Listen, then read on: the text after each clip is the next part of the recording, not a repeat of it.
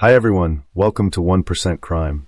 I know you can't sleep, so I'll accompany you with crime stories that happened all over the world. Before we get to the story, tell me where did you hear it from? And if you like this content, don't forget to like, comment, and subscribe. Let's jump straight into the story. Kathy Martin was born on October 25, 1959, in Houston, Texas. Kathy grew up in a peaceful and happy family. During her childhood, she was very close to her older sister. When she was a teenager, Kathy met Mike Odom, whom she would later marry and start a family. After the wedding, the two settled in a quiet suburb outside of Houston, and soon after, they had a daughter and a son. After the birth of their second child, Kathy stayed home and took care of the children.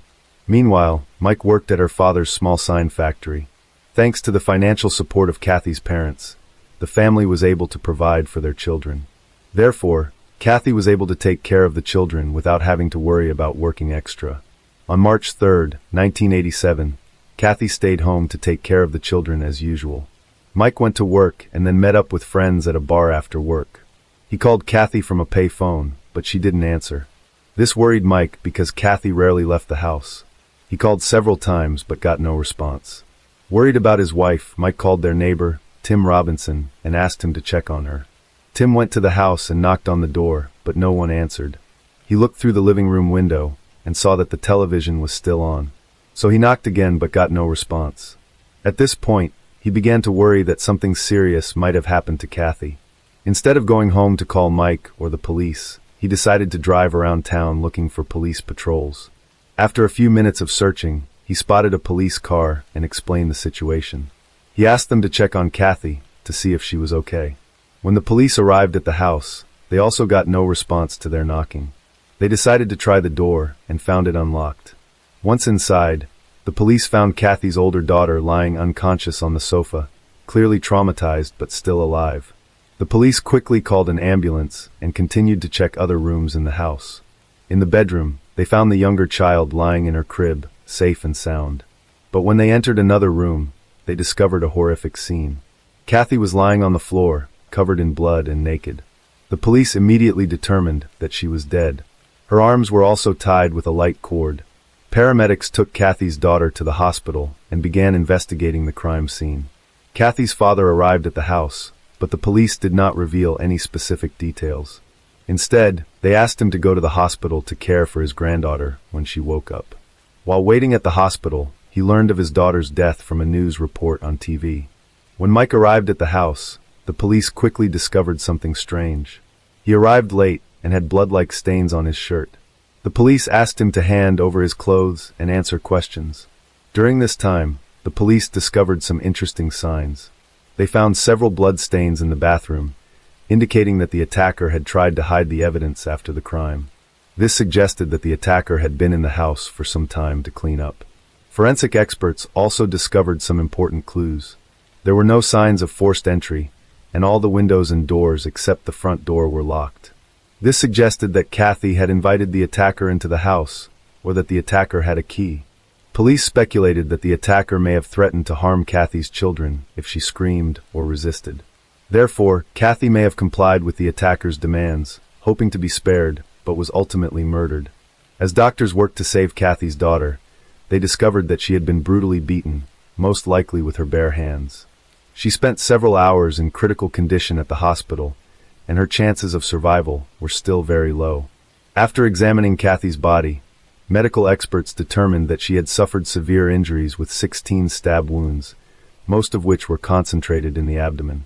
They also discovered that she had been sexually assaulted and collected biological samples of the offender from the scene. However, at that time, DNA analysis methods were not widely used in forensic science. Therefore, experts were unable to extract DNA profiles from biological samples. They were only able to determine the killer's blood type, so the sample was sent to the lab for further analysis. The police had noticed suspicious stains on his shirt early in the investigation and had kept the clothes for examination. His behavior that evening was very suspicious. He had gone out with friends after work, but instead of going home when he couldn't reach his wife, he asked a neighbor to check on him. The police had seen similar cases before, where a husband killed his wife and created an alibi by going out with friends. He would then ask someone else to check on his wife to avoid being the first to discover the body and throwing the police off the trail. The police expanded their investigation to see if Mike might have planned the murder before meeting his friends. They also discovered that Mike had a criminal record. After graduating from high school, he was arrested for selling drugs to an undercover police officer. Mike was sentenced to 6 years in prison, but only served 2 years before being paroled. He later married Kathy. Although Mike had a criminal record, the police needed more evidence to charge him. The police also began investigating Mike's neighbor, Tim, because of signs of suspicion. Tim drove around town looking for patrol officers instead of calling the police. The police checked Tim's car and found suspicious blood-like stains on the carpet. They sent these samples to the lab for analysis. Now investigators wondered if Mike and Tim might have worked together to commit the crime. After completing the report, the medical examiner came to an important conclusion: Kathy's time of death was around 1 p.m., before she was discovered around 6 p.m. The police expanded their investigation to determine the suspects' whereabouts around that time and to find out what they did after the murder. Mike and Tim both claimed to be at work at the time, so the police set out to see if their statements were accurate. 2 days after the murder, they received a call from the hospital saying Kathy's daughter had woken up. The police went to see her in the hope that she would provide important information about what had happened. However, they encountered a major obstacle. The 4-year-old girl's memory was almost completely erased. She only remembered a light-haired man entering the house, while Mike and Tim had dark hair. But the police did not rule them out as suspects. They believed that the severe trauma could have made her memory inaccurate. The police received a call from the lab with surprising information. Experts examined the evidence and found that the stain on Tim's car carpet was motor oil, and the stain on Mike's shirt was just paint, not evidence of a crime. In addition, many of Mike and Tim's coworkers also confirmed that they had been at work all day and did not leave until the evening. Thus, they had no opportunity to go to Kathy's house and commit the crime. The police requested a lie detector test, and the results showed that neither of them were lying.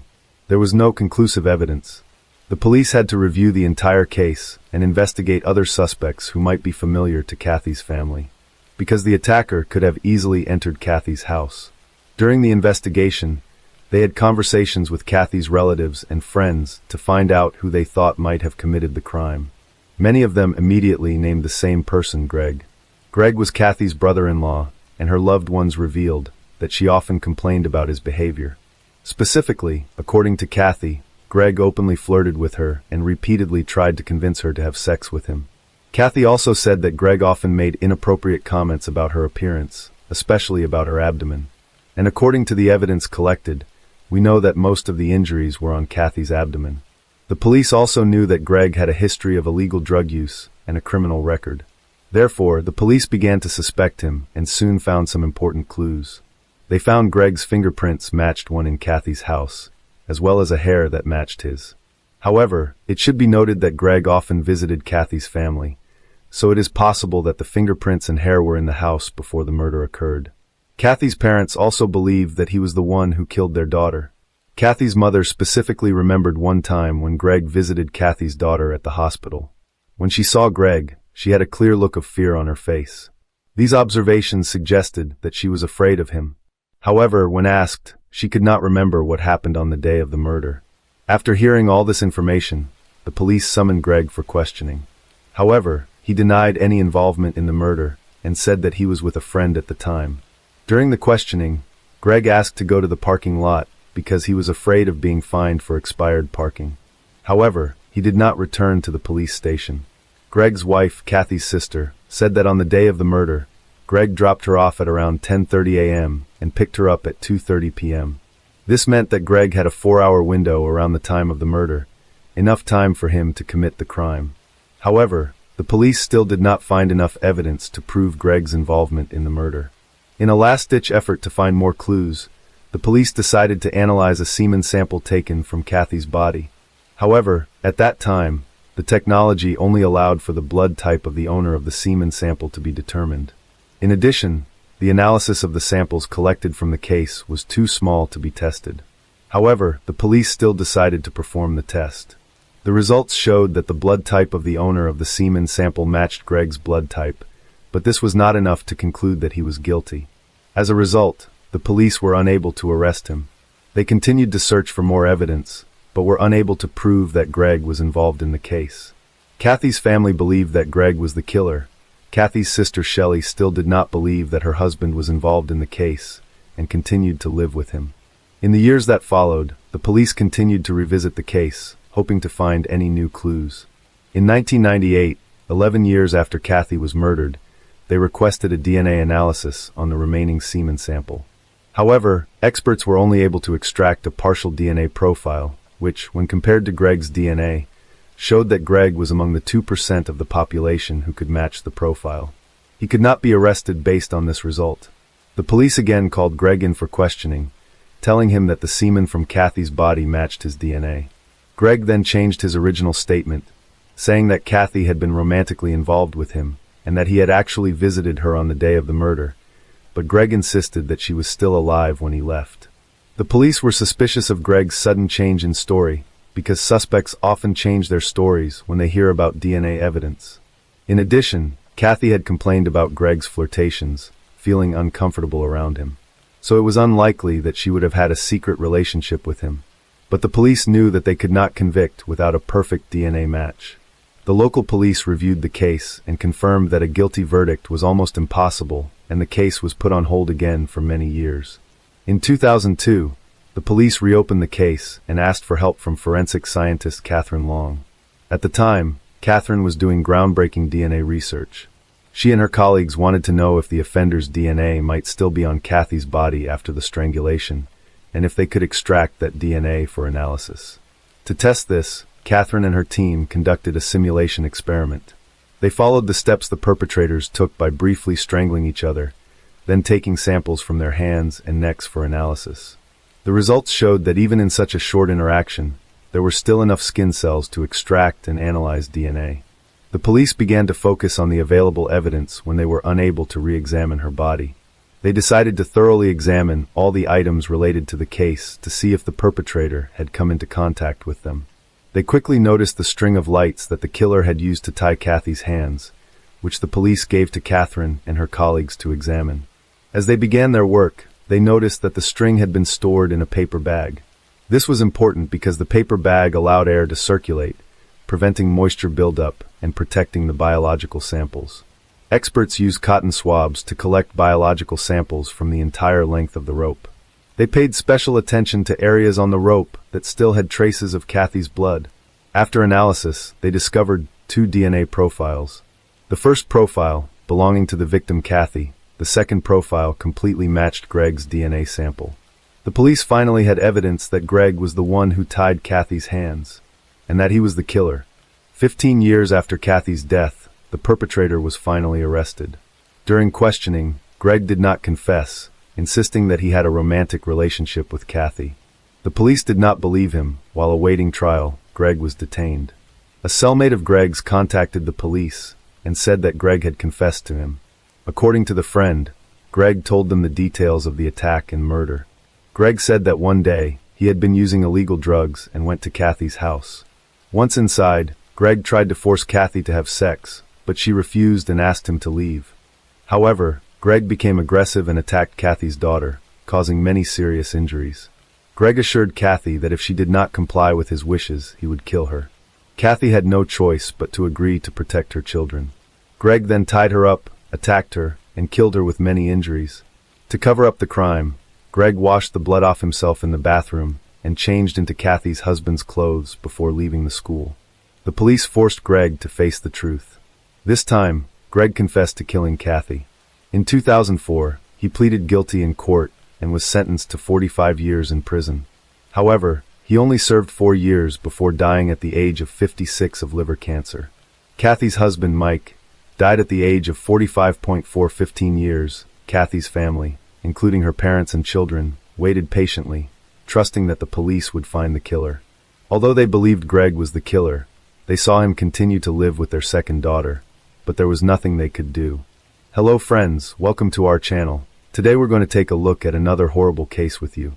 The case of Michaela Garrett. Sharon Murch and her husband, Rod Garrett, had been trying to have a child for 5 years. After numerous visits to doctors and fertility treatments, they were overjoyed when their daughter Michaela Garrett was born on January 24, 1979, in Oakland, California. Her parents affectionately referred to her as their miracle child due to the difficulties they faced in conceiving her. After that, their family soon welcomed two new members, a daughter named Libby and a son named Alex. In 1986, the family relocated to Hayward, where they settled down, established their home, and raised their children. As a child, Michaela was known for being intelligent, lively, and well-behaved. She listened attentively to her parents and followed their advice closely. Sharon was a caring and attentive mother. Sometimes it makes others feel like she's being overprotective of her children. Given the rise in child abductions in California during the 1980s, her caution was understandable. As a result, she always kept her children close to home and ensured they were never far from adult supervision. On Saturday, November 19, 1988, Michaela finished breakfast with her family. Her best friend, 9-year-old Katrina Rodriguez, stopped by to ask if Michaela could accompany her to the local grocery store to buy snacks. Initially, Sharon, Michaela's mother, refused permission. However, Michaela persisted, assuring her mother that they would be safe and return quickly. Eventually, Sharon relented and gave her permission to go with you. As a precaution, Sharon reminded they to be careful. She gave Michaela $5, then the girls eagerly grabbed their scooters and left. Before leaving, Michaela expressed her love for her mother. As Sharon watched them leave, her husband Rod decided to go outside and work on the car. Meanwhile, Sharon headed back inside to clean up the breakfast dishes. Unbeknownst to her, the next few minutes would alter her life forever. Michaela and Katrina eagerly rode their scooters to the Rainbow Market on Mission Boulevard and parked them right outside the store. The girls then entered the market to buy some snacks. They purchased 2 Mountain Dew sodas, 2 beef jerky sticks, and 2 cherry toffees before exiting the store. Engrossed in a conversation about their holiday plans, they completely forgot about their scooters. As they were about to leave the parking lot, they suddenly remembered their scooters were still outside. To their surprise, the scooters was missing. The girls decided to split up and search for it. Michaela spotted the scooter first. It had been moved about 3 parking spaces away and was now standing beside a car. Without hesitation, Michaela rushed over to the scooter and bent down to grab the handlebars. In a rapid and unexpected turn of events, a man leapt from the car and grabbed Michaela around her waist. He then forcefully pushed her into the back seat. Witnessing the shocking scene unfold, Katrina momentarily froze, her eyes fixed on the chaotic scene as her friend struggled to break free from the abductor's grasp. The car sped away from the parking space, accelerating down Mission Boulevard toward Union City. Regaining her composure, Katrina rushed back into the store and alerted the cashier, Rona Ronalyn, about the kidnapping. Rona quickly called the local police, and they were quickly present at the crime scene. Additionally, Rona also contacted Katrina's father and told them what had just happened to their daughter. Sharon was doing the dishes at home when she heard a frantic shout from outside. Her husband, Rod, burst through the front door, telling her that Michaela had just been kidnapped outside the Rainbow Market. Along with Katrina's father, they rushed to the store and found police everywhere, questioning customers and staff. Katrina was extremely upset and was allowed to go home with her father. Rod and Sharon stayed behind, hoping to get some information about what had happened. However, as Sharon waited anxiously, she couldn't shake off a growing sense of fear. Sharon recalled a poem written by Michaela. She also remembered an incident from the week before that had left her unsettled. Specifically, Sharon had woken up early one morning to find Michaela sitting at the breakfast table, writing in the early hours. Michaela's that she was writing a poem, Sharon asking repeatedly what the poem was about. Michaela finally explained that her poem was inspired by the noises she had heard coming from the attic that morning. She had been thinking about people who were kidnapped and being held captive, and her poem was about their experiences. She explained that the poem actually referred to individuals who were being detained against their will, rather than those who had been kidnapped and murdered. Sharon found Michaela's poem to be disturbing and out of character, as her daughter was typically a happy person. In hindsight, Sharon believes that Michaela may have written the poem as a kind of prophecy or premonition. The police were provided with a description of the man who allegedly kidnapped Michaela. Rona, a cashier, told them that the suspect was a white male in his 30s with a mustache. She also reported that he drove a car that was either burgundy or maroon in color, but was unable to provide details about the make or model. According to Rona, the man had parked his car and gotten out, but instead of entering the store, he looked through the window, observing the girls and other customers without entering. She suspected he might be planning to rob the store. A A sketch artist created a composite picture, then distributed to local police stations and news outlets. The investigators found the scooter used in the abduction and collected it as evidence.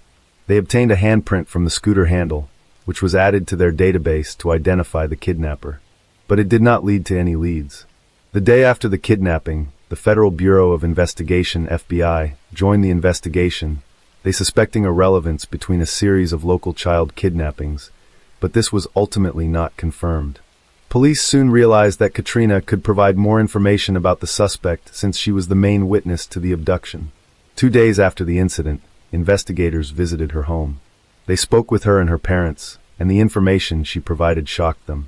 Her description of the kidnapper greatly differed from the one provided by the store cashier. Katrina described him as a young white male in his early 20s with dirty blonde hair, severe acne scarring, and blue eyes. Katrina vividly recalled the suspect's eyes, describing them to investigators as fox eyes. She explained that despite his look straight at her, but he didn't seem to recognize her. Additionally, she told investigators that the suspect's car was beige or tan in color, box-shaped, and had noticeable body damage. The new description raises concerns as it means the crucial 48 hours to find a suspect has been wasted on finding the person. Investigators reprinted posters with the new suspect's description and redistributed them throughout the area. Armed with this fresh information, they began visiting local sex offenders, inquiring about potential leads.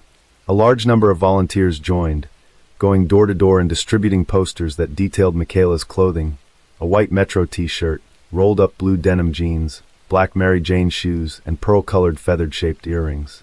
After searching the nearby suburbs, but finding no sign of Michaela, police expanded their search, including the Garin National Park and Niles Canyon, which are just a short distance from the She home.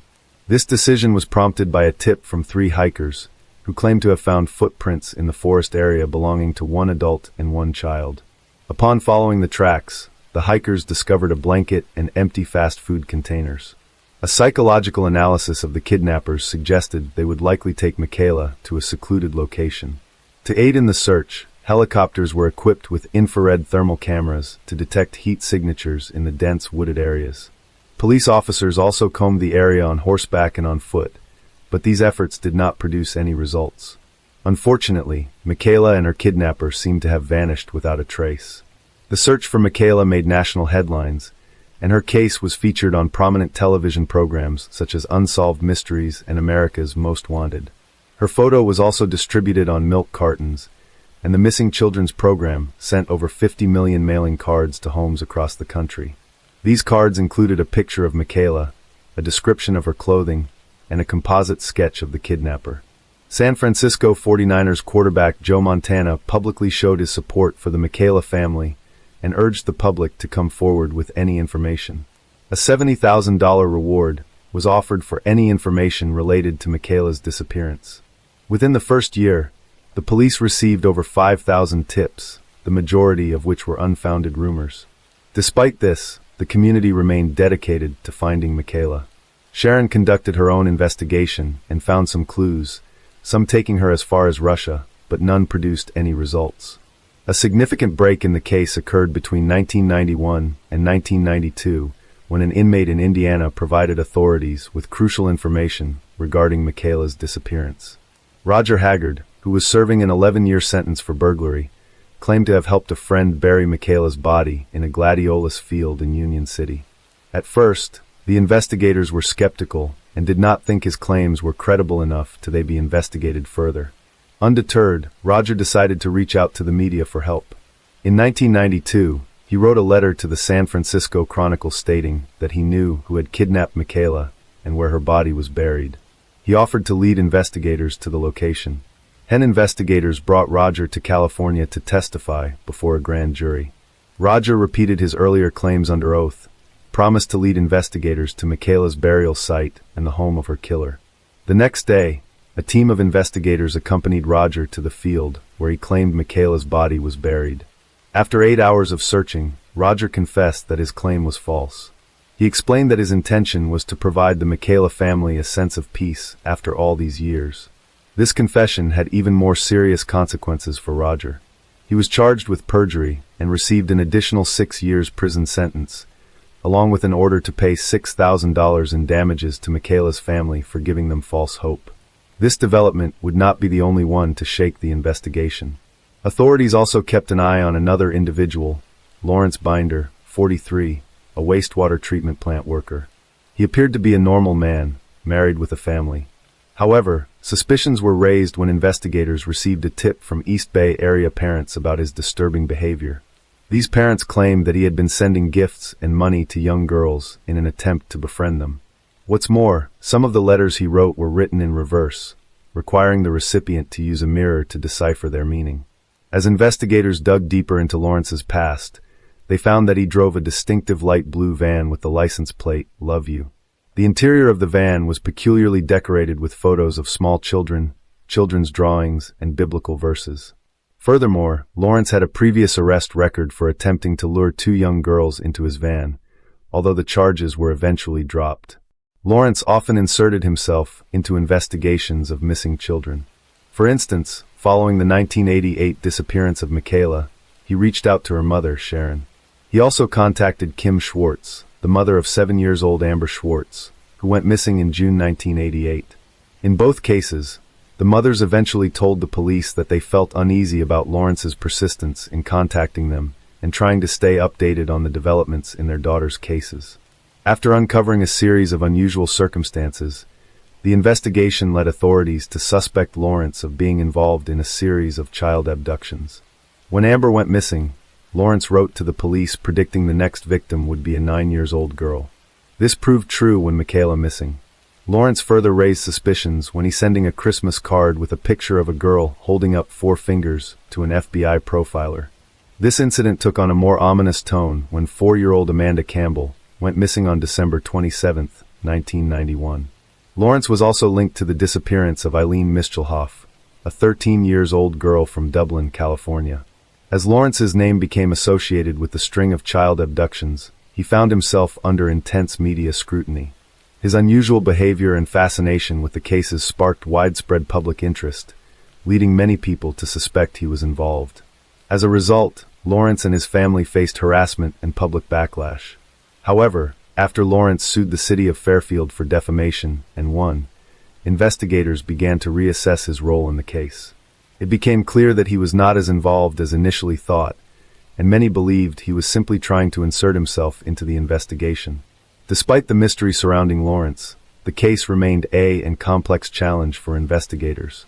In addition, there is a new suspect, Curtis Dean Anderson. He was arrested in August 2000 and subsequently linked to a series of heinous crimes. After his arrest, Anderson confessed to the 1999 abduction and murder of 7-year-old Ziana Fairchild from the La Hope, California. During a 2007 FBI interview, Anderson made a shocking claim: he had murdered 13 additional women and girls. He also admitted to abducting and killing 7-year-old Amber Schwartz, whom he had seen standing on a street corner. However, Curtis' life ended abruptly on December 9, 2007, when he died due to kidney and liver failure. This untimely death prevented investigators from gathering more information about Curtis' past crimes. Following his confession, investigators looked into Curtis' background and found a coincidence. In 1989, he was pulled over in a brown 1977 Chevy sedan, matched the vehicle description given by a witness named Katrina. Despite Curtis' death, his confession reignited interest in a more notorious case, the kidnapping of Michaela. The renewed investigation brought new attention and generated fresh leads. However, a new development in August 2012 shed more light on the case. Wesley Shermantine, one half of the notorious Speed Freaks duo, reached out to the Stockton Record after his accomplice, Loren Herzog, took his own life in January that year. Wesley pointed out that Loren was to bear an uncanny resemblance to the suspect's composite in Michaela's case. The resemblance between Loren and a kidnapper is further confirmed by Katrina's observations, which indicate that Loren shares very similar characteristics to Michaela's kidnapper. Following a lead from Wesley, investigators began excavating a well in California, where him and Loren was believed to have disposed of Michaela's remains. The excavation uncovered thousands of bone fragments, some likely belonging to Michaela. Although investigators never lost hope of solving the case, the mystery continued to baffle them. It wasn't until 8 years later that a useful clue finally emerged. The circumstances surrounding Michaela's disappearance were horrifying and had an impact on the public. However, more shocking revelations were yet to come. On December 21, 2020, the Hayward Police Department and FBI made a significant announcement in the Michaela case, revealing a surprising development. Despite initial suspicions focusing on Loren and Wesley, but then investigators charged 61-year-old David Garrick with Michaela's kidnapping and murder. Advances in technology played a crucial role in solving the case by linking David's fingerprints to those found on Michaela's scooter 32 years earlier in 1988. David Misch has been charged with the murder of Michaela and is currently in custody at Santa Rita Jail in Alameda County. An examination of David's past reveals a disturbing pattern of crime that dates back to his teenage years. Born on February 19, 1961 in Chicago, Illinois, little is known about David's upbringing. However, by the age of 16, he had already become involved in criminal activities. In 1977, he was convicted of breaking into a house, where he sexually assaulted a maid at knife point. He was arrested and sentenced, but was paroled just a year later, in 1978. David's troubles with the law continued. In February 1979, he was arrested for charges of false imprisonment and assault with a deadly weapon, which were later updated to assault with intent to rape. Despite this, he became eligible for parole in September 1981. Years later, in May 1988, David was arrested for burglary at a San Leandro grocery store. He was sentenced to 1 year in prison and 1 year of probation. In November of the same year, he was released from custody after 6 months. However, his luck eventually ran out in December 1988. That year, a tragic incident happened to his longtime friend Margaret Ball, who was 38 years old. She often helped him in times of need, but the nature of their relationship took a drastic turn. Margaret's dead body was discovered by her stepdaughter in a pool of blood, brutally beaten and stabbed. The crime scene was particularly gruesome, with Margaret's front tooth found a few feet away from her body due to the severity of the beating. The police were led to David as the primary suspect after discovering evidence linking him to the crime. He was arrested and eventually convicted of Margaret's murder. While David was already serving time for Margaret's murder, new evidence led to additional charges against him. In 2018, he was sentenced to 18 years to life for Margaret's murder. A DNA analysis later implicated David in 2 murders that occurred in Fremont, California, in 1986.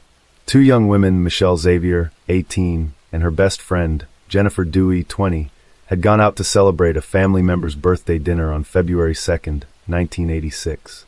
After leaving the restaurant, they stopped at a convenience store. However, shortly after midnight, their bodies were found on the side of the road by a motorcyclist. The scene revealed a disturbing and violent crime. The women were stripped naked, they had been stabbed and shot. An autopsy later revealed that they had also been sexually assaulted. The car Michelle was driving was discovered 6 miles away from the crime scene in a grocery store parking lot. Michaela's case was forgotten for many years due to lack of clues and information. However, 32 years later, advances in DNA technology led detectives to a suspect, David Garrick. He is currently serving time, faces additional charges, including 3 counts of murder and 1 count of abduction, which could result in the death penalty. Chief Hayward vowed to continue the search for Michaela's body and remains hopeful that she will be found. Michaela's father, Rod Garrick, traveled over 100 miles to attend a recent press conference. He expressed a sense of relief knowing that the police have caught suspect. The authorities have a suspect to question, and hopefully, this person will provide information about Michaela's whereabouts. Sharon, Michaela's mother, was unable to attend a press conference due to her ongoing battle with metastatic cancer. Police Chief Hayward read a statement on her behalf, which revealed her struggle to accept the reality of her daughter's fate. In the past year, she had to accept the likelihood that Michaela was no longer alive. However, she found comfort in imagining her in a peaceful afterlife, sitting on clouds, walking on golden streets, dancing on hills, and soaring among the stars. Bernie Castillo, the attorney for David, has been vocal about the case and strongly criticizes the investigation methods used to charge his client. He dismisses the evidence as junk science and finds it implausible that a handprint match was suddenly found after 32 years. Bernie believes the police are trying to pin the blame solely on David as a convenient way to close the case. Meanwhile, Katrina, Michaela's close friend and witness to the case, has been carrying guilt over, still remembers the tragic incident that occurred that Saturday morning.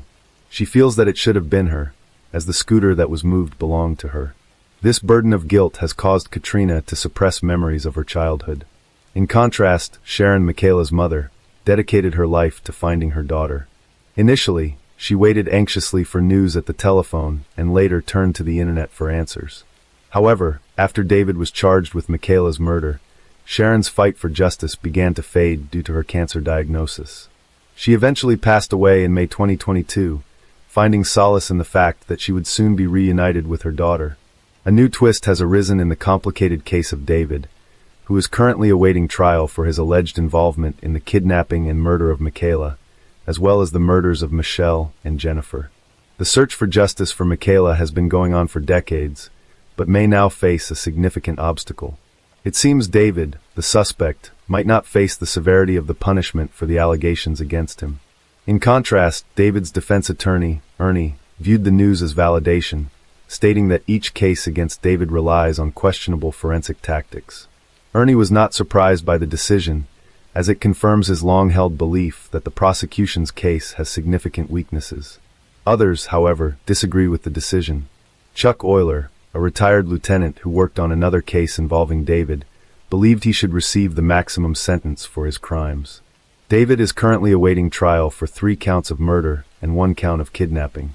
His case is closely tied to the mysterious disappearance of Michaela, a story filled with unexpected twists and turns. However, the investigation was marred by an initial case of mistaken identity, leading police to waste valuable time in the first 2 days. As a result, Michaela's family was left searching for answers for decades. Hi everyone, thanks for returning. Let's unravel another perplexing mystery, the case of Michelle Hadley. Michelle Hadley was born on December 20th, 1986, in Upland, California. She is the eldest daughter of a business family and was raised in a strict, conservative family. Michelle grew up with a younger sister and had a close relationship with her parents. During her school years, Michelle led a relatively normal life.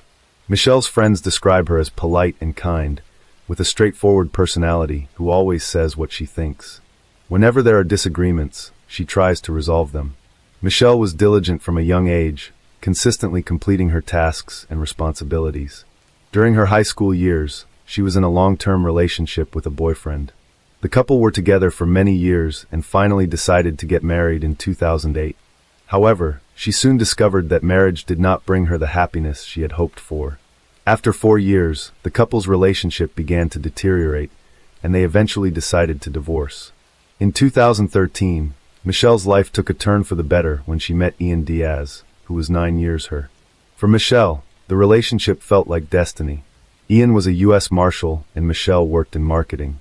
Initially seemed well suited to each other. The two met through an online dating site, and after a whirlwind romance, they decided to move in together by the fall of 2014. Ian proposed to Michelle, and they started making wedding plans. Initially, their marriage seemed perfect. However, Ian's true nature slowly began to emerge. At first, Michelle didn't notice the changes in Ian's behavior and attributed his actions to personality. As time went on, Ian's personality changed for the worse. He became more destructive to himself and emotionally hurtful to Michelle, causing her to be shocked, devastated, and extremely confused. Michelle came from a conservative family, and Ian would sometimes ask her to wear revealing clothes that made her feel uncomfortable. Despite her reservations, Michelle went along with her husband's requests, thinking he was just trying to spice up their relationship. However, Ian noticed that she gave in easily and began making even more daring requests. Eventually, Ian asked Michelle to get her belly button pierced, a request she was initially hesitant about, but ultimately agreed to. However, Ian increasingly pushed the limits. His requests began to become more and more strange. He asked Michelle to quit her marketing job and work at Disneyland, a place he loved and had previously worked at as a deputy U.S. Marshal. Perhaps Ian wanted to keep an eye on his wife, and working somewhere where he still had a relationship made sense to him. Ian justified his suggestion by saying he wanted Michelle to be safer, but in reality, he was seeking greater control over her life. Initially, Michelle found the request peculiar, but driven by her love for her husband and her desire to please she agreed. However, as time passed, Michelle began to feel uneasy about the arrangement. She found herself becoming a different person, one that she no longer recognized. She then confided in her husband, but instead of listening to her, he became angry and violent. Afterward, Michelle and Ian decided to purchase a condominium together, hoping that owning a home would strengthen their bond. This decision was made about 2 years after they first met. The couple began their search for a condo in 2015 and eventually found one they liked in downtown Anaheim, although it was slightly more expensive than they had budgeted for, at $470,000. At the time of the purchase, Michelle had no idea that Ian didn't plan to contribute to the mortgage payments. When the first payment was due, Ian claimed he was experiencing financial difficulties, but he assured Michelle that he would pay the next month's installment. She proceeded with the $144,000 down payment. She handled the paperwork and finalized the purchase, thinking everything was in order. However, in retrospect, it was clear that their relationship was already deteriorating. The situation worsened after they bought the condo. Although the deed had both of their names on it, it became evident that Ian wanted the condo for himself, while Michelle was the only one shouldering the mortgage payments. One summer evening in 2015, Michelle and Ian got into a violent altercation in the car. Ian physically attacked Michelle, causing minor injuries. In the aftermath, Michelle composed a distressing email to her sister detailing the events, but unfortunately never sent it. As the summer drew to a close, nearly 2 months after purchasing their condo, Michelle decided to leave Ian and move in with her parents. Despite no longer living in the condo, Michelle was still responsible for paying the mortgage. This decision would later become a contentious issue in their relationship. In fact, Ian continued to skip the mortgage payments, infuriating Michelle. Around this time, Michelle had stepped down from her high-paying job and was working at Disneyland, a position she disliked. Furthermore, her new job paid significantly less than her previous one. In an attempt to address the mortgage issue amicably, Michelle reached out to Ian via email, phone calls, and texts. However, he deliberately ignored her messages, which escalated the situation. The tension between them reached a boiling point, prompting Michelle to confront Ian in person. Ian's answer was shocking. He never planned to pay the mortgage, which made Michelle furious. Michelle found herself in a difficult situation and decided to take action. She emailed Ian, warning him that his behavior would have serious consequences if he continued. However, this email only made Ian angrier, and he responded by filing a restraining order against Michelle. The police did not fully support Ian's request, as they determined he shared some blame in the matter. When Michelle discovered Ian's request to obtain a restraining order, she countered by pointing out his failure to pay the mortgage on their jointly owned condominium. To resolve the issue, they agreed to hire property lawyers and eventually came to a settlement. The court ruling ultimately favored Michelle, ordering Ian to pay the outstanding mortgage balance. If Ian failed to comply, he would face an additional penalty. Although the ruling was unfavorable for Ian, he had no choice but to abide by the court's decision. This situation dragged on for a year, and by 2016, Michelle and Ian had officially separated. This marked a new beginning for Michelle, freeing her from a toxic relationship. In contrast, Ian remained bitter about the outcome, continuing to live in the condo and pay the mortgage. Ian's life had become increasingly complicated due to the condo situation, so he decided to start using dating apps again to try to move on. This was how he met Angela Connell, a woman he thought was perfect for him. Angela was born in 1985 in Phoenix, Arizona. She attended a Catholic high school and later graduated from Arizona State University in 2006. Ian and Angela met in January 2016, and they immediately have feelings for each other. Their relationship progressed quickly. Ian proposed within a month, and soon Angela moved into his condo. It seemed as if they were meant to be together. By May 2016, Angela announced she was expecting twins, which made Ian incredibly happy.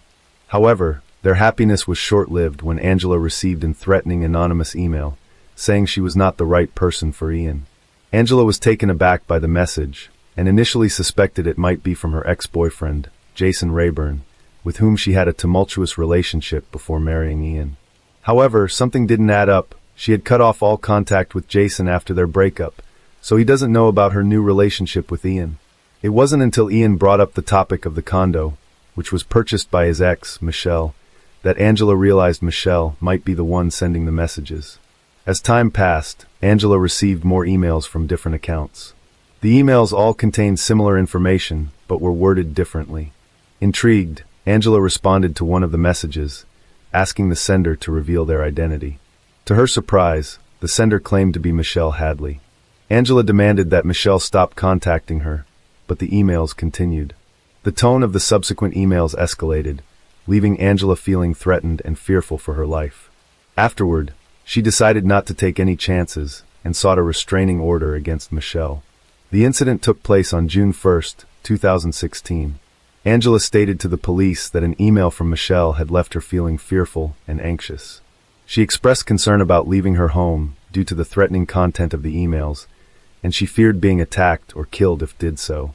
In response to the severity of the situation, the court granted a restraining order against Michelle. A short time later, in June 2016, Michelle seemed to have moved past the troubles of her previous relationship. One evening, after meeting a friend, she returned home to find a team of police officers waiting for her in her driveway.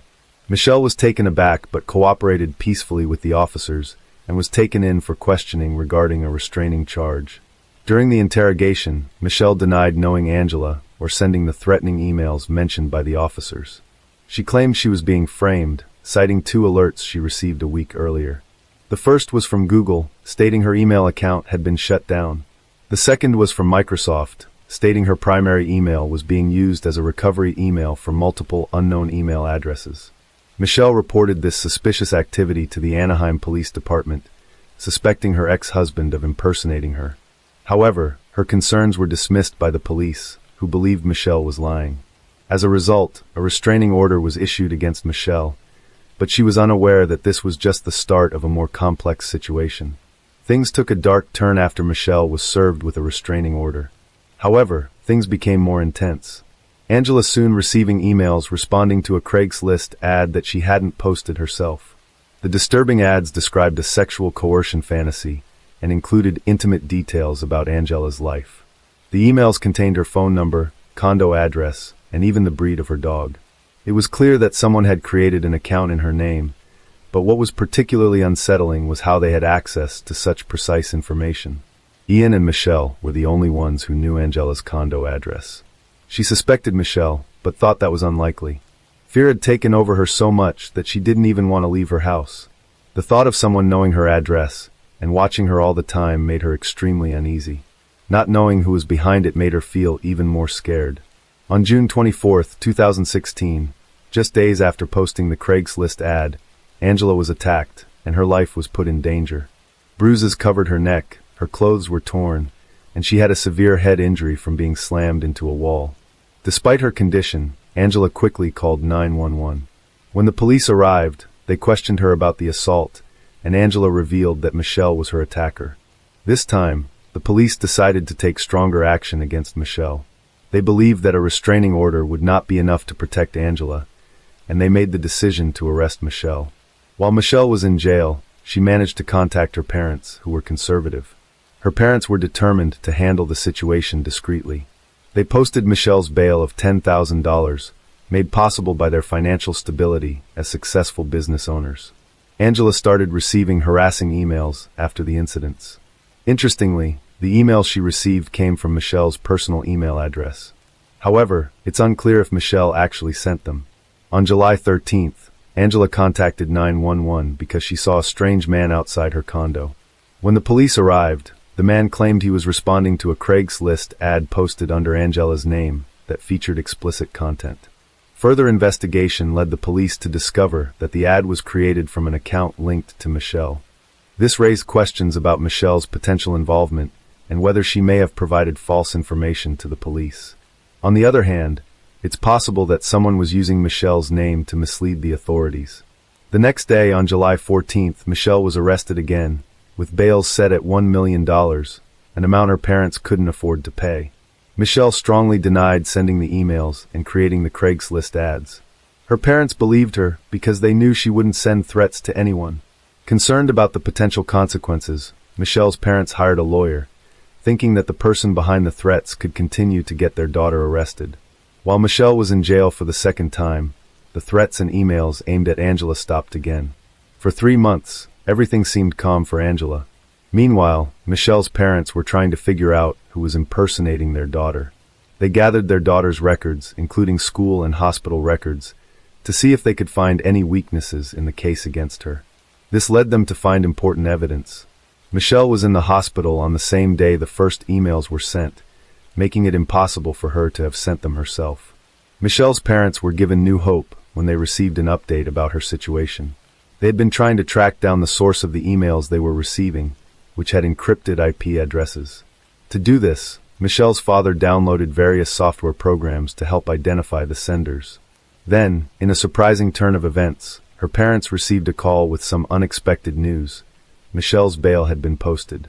The surprising twist was that the person who posted the $1 million bail was Ian, the same person who had been treating Michelle badly. This took place on September 30th, 2016, when Ian presented the police with the bail money. Michelle and her family were stunned by this development and couldn't understand why Ian would do such a thing. They had many unanswered questions about his motives. Was he trying to make amends for his past behavior, or was there another reason behind his actions? After Michelle's release on bail, she and her family sought answers. Ian then revealed shocking information, claiming Angela had framed Michelle for sending threatening emails. Angela allegedly used fake email accounts in Michelle's name to send the emails to herself. Angela also posted ads on Craigslist, making it seem like Michelle was responsible. The details in the ads could only have been known by Ian and Angela. Further investigation revealed that Angela's bruises found on June 24, 2016, were self-inflicted. Ian discovered CCTV footage that supported this claim. Ian also uncovered Angela's history of deception. She had been lying since the day they met, and one notable example was her fake pregnancy. Ian found evidence that Angela had bought a fake sonogram of twins on Etsy for $7.50 and a positive pregnancy test kit to support her fabricated story. Angela's motivation to ruin Michelle's life stems from her meeting with Ian in 2015. Ian frequently discussed Michelle and an incident involving a condo. This sparked Angela's curiosity, prompting her to investigate Michelle's past. She discovered that Michelle came from a wealthy background, which led Angela to view her as an opportunity for personal gain. Ian, who was married to Michelle at the time, sought revenge due to a past dispute over the condo's mortgage. The incident had left him feeling bitter, and he was furious about being forced to pay the mortgage following Michelle's countersuit. Together, Angela and Ian devised a plan to bring Michelle down. Ian shared Michelle's email address with Angela, and they began plotting to frame her and have her arrested. In an effort to conceal their scheme, Angela and Ian created separate email addresses to communicate with each other. They also opened 6 fake email accounts in Michelle's name using virtual private networks, VPNs. This is the reason Michelle noticed Google alerts about email addresses in her name that she had not created. Unbeknownst to Michelle, Angela was behind these suspicious activities. When Michelle got a restraining order against, she still felt it wasn't enough, because she wanted Michelle gone forever. Angela devised a plan to escalate the situation further. She created a fake Craigslist profile in Michelle's name, posting an ad that invited men to engage in a sex act at Michelle's home. However, the flaws in the plan led to Ian, Angela's husband, confessing the truth. Once the truth came to light, the police secured a search warrant for Angela's devices. To their amazement, when they checked Angela's belongings, they discovered that everything Ian said was true. A total of 21 threatening emails were discovered, with most being sent from Angela and Ian's residence. Further investigation of the emails revealed that some were sent from Arizona. It was ultimately discovered that Angela had visited her father in Arizona during the same period the emails were sent. After discovering these shocking evidence, investigators decided to look into Angela's past. They soon found that she had committed similar crimes before. In 2013, Angela had faked her identity in a serious illness while dating Jason Rayburn, a California state trooper. Angela claimed to be an attorney and said she had cervical cancer. However, her story didn't add up, and Jason became suspicious. He dug deeper and made a disturbing discovery. Angela had lied about having cancer and being a lawyer. This ended her relationship with Jason. The deception wasn't made public until 2019, nearly 3 years later. On January 6, 2019, Angela was detained. She pleaded guilty to 10 felonies, including perjury and false imprisonment. She was sentenced to 5 years in prison. The Orange County District Attorney's Office quickly cleared Michelle's name of the wrongful charges. 3 days later, Michelle's assault and threatening charges were officially dropped. This marked the end of a long and painful ordeal for Michelle. Although the ordeal has ended, Michelle still bears the scars of her wrongful conviction, including the time she spent in jail. She had to give up her MBA classes and lost her job after being wrongfully arrested. After the charges were cleared, Michelle's life began to improve. She earned her MBA and got a good job in marketing at a cosmetics company. She then moved to New York to live with her sister, and her life was better than ever. Ian, on the other hand, separated from Angela and sold their condo for $500,000. However, in 2021, Ian's life took a turn for the worse. He was arrested and charged with planning, carrying out the plot to frame Michelle. As a result, he received a 5-year prison sentence and was convicted of perjury. Hello friends, welcome to our channel. Today we're going to take a look at another horrible case with you, the case of Natalee Holloway. 18-year-old Natalee Holloway, who disappeared while on a trip to Aruba, an island in the southern Caribbean Sea near Venezuela. In May 2005, a group of 124 students from Mountain Brook High School, accompanied by 7 chaperones, traveled to Aruba to celebrate the start of their adult lives. The students stayed at the Holiday Inn and had access to beaches, palm trees, restaurants, and local entertainment venues. They spent 5 unforgettable days on the island, enjoying themselves with swimming, sunbathing, dancing, and partying. However, on the day of their return, Natalee Holloway was nowhere to be found. Her belongings, phone, and passport were still in the hotel, but she had vanished. Her mother, Elizabeth Twitty, was the first to raise the alarm and reported her concerns to one of the chaperones. Elizabeth recalled that at that moment, her heart sensed something was wrong, as her daughter was obedient and always stayed in touch. Natalee's mother and stepfather immediately flew to Aruba to search for her. Upon arriving, Elizabeth was able to find out more information than the police did, as the authorities seemed uninterested in starting a search. The police told Elizabeth that cases like this are not rare, and that people often miss their planes or get lost in bars or with new acquaintances. However, Elizabeth knew her daughter and was convinced that something was seriously wrong. Natalee Holloway was last seen leaving Carlos and Charlie's nightclub with 17-year-old Jan, a local regular, who had offered her a drink. They left with 2 other young men in a silver Honda car. For hours later, Natalee's mother, Elizabeth, contacted the police again with concerning information, leading to the detention of the trio. Initially, Vanda Slot denied knowing Natalee, but later admitted to leaving the bar with her. They drove around, visited the beach, and then dropped her off near the hotel. His friends Deepak and SES Kalpo confirmed his account. Natalee was born on October 21, 1986, in Clinton, Mississippi, to Elizabeth and David Edward Holloway. Her parents loved each other dearly, but divorced after 13 years. Natalee and her brother stayed with their mother, but their father remained supportive emotionally and financially. In 2000, Elizabeth remarried to George Twitty, and Natalee moved to Mountain Brook. The move was smooth, and she made new friends easily due to her sociable nature. Her family was devout, attending church every Sunday, which influenced Natalee's upbringing. Relatives remembered her as kind, modest, and beautiful, with a radiant smile. Natalee was an excellent student, engaged in dance, and participated in various clubs. She dreamed of pursuing a career in medicine, and had chosen a local university for a substantial scholarship. At the time, she had promising life prospects and was excited about an upcoming trip. Elizabeth believed her daughter was unlikely to trust a stranger or get into a car with him. Surveillance footage from the bar confirmed her suspicions, showing Natalee's behavior changed after drinking a beverage offered by Jan, suggesting she was under the influence of some substance. The staff at Carlos and Charlie spoke well of Natalee, but Vanda Slot had a questionable reputation, often behaving poorly, indulging in gambling, and consuming forbidden substances. He had previously recorded and uploaded videos of his exploits to the internet, but was never held accountable due to his father's influence as a well-known lawyer aiming for a judgeship.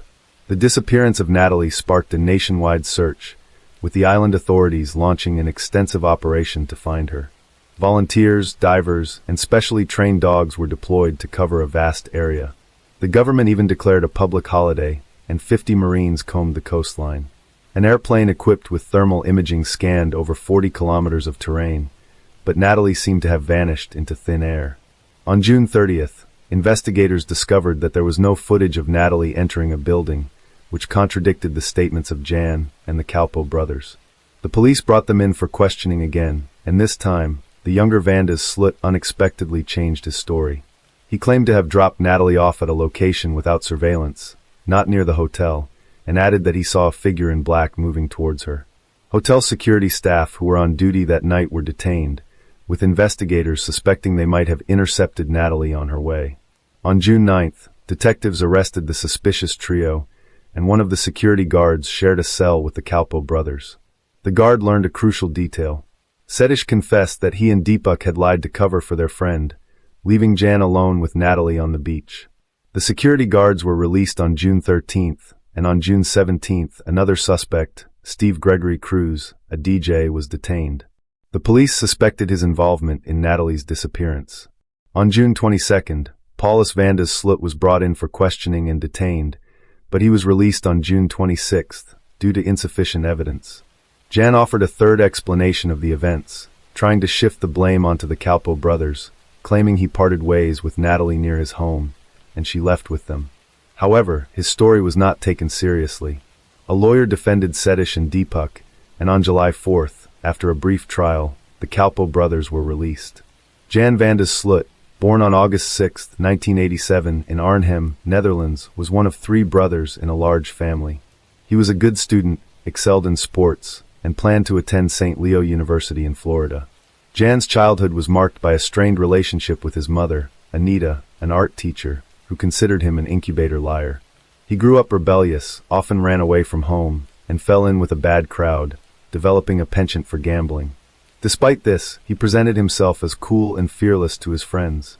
Locals were suspicious of Jan's lenient attitude, fearing it would lead to trouble. However, he was popular among girls and often took advantage of them. As the investigation into the suspects continued, the search for Natalie persisted. U.S. authorities closely monitored the progress and provided substantial financial support. Despite the scrutiny, the Holloway family was desperate to find their daughter alive and announced a monetary reward, which initially started at $50,000. As hope dwindled, the reward increased to $1 million. Additionally, $100,000 was offered for information leading to the location of her remains, which later increased to $250,000. During this time, the investigation hit several dead ends. However, after the reward announcement, new witnesses emerged. One claimed to have seen Jan with the Kalpo brothers at a local night spot between 2:30 and 3 a.m. Another witness claimed to have seen several suspicious men hiding a woman's body at a dump on the afternoon of May 30th. However, these statements led the investigation astray, and after numerous checks, their claims were not corroborated. On August 26th, the police detained the Kalpo brothers and another young man, but these actions were unrelated to the case. The arrest was more about intimidation and an attempt to get them to talk. Ultimately, on September 3, 2005, all 4 were released on bail.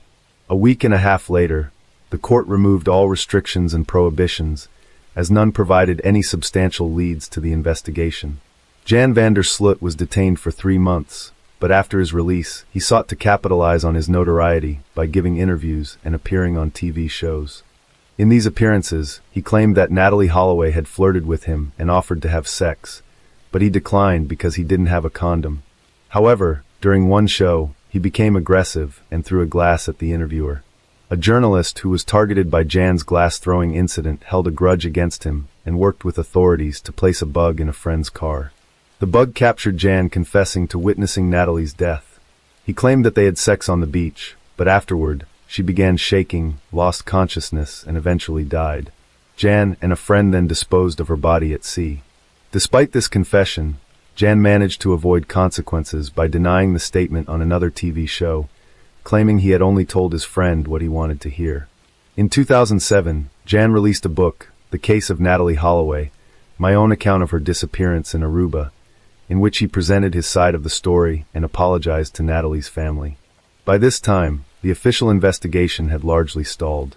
In 2008, 2 new witnesses came forward. The first reported seeing Jan and his father on the beach around 4 a.m. on the night Natalie went missing. The younger Vander Slut appeared disheveled, and the witness saw him arguing with his father in a car before they drove away. However, Paulus Vander Slut had an alibi for the night in question. The The second witness was Jan's former girlfriend, who recalled that Jan had once made a suspicious comment about being able to dispose of someone's body. However, this was not considered a strong lead, given Jan's history of lying and exaggeration. Jan and the Calpo brothers were detained multiple times, but released due to lack of evidence. The Holloway family hired a private investigator who, along with Natalie's father, conducted their own investigation, interviewing locals and searching the landfill. During this time, they uncovered several oversights by the local police, including failure to interview Natalie's classmates or hotel room neighbors. It was also discovered that someone had used Natalie's hotel key several times on the night of her disappearance, and that her mobile phone and toothbrush had been left behind. A male DNA was found on her toothbrush. The investigation ultimately revealed that the Aruban authorities had been negligent in their handling of the case. Jan's father, Paulus, died of a heart attack in 2010, reportedly due to the stress and shame of his son's actions. After his father's death, Jan attempted to blackmail the Holloway family, offering to reveal the truth for $250,000. The family agreed to meet with him and paid in advance of $25,000. During the meeting, Jan provided yet another version of events, claiming that Natalie had resisted his advances, which enraged him, and that he had pushed her, causing her to hit her head and lose consciousness. He then buried her body in a building foundation.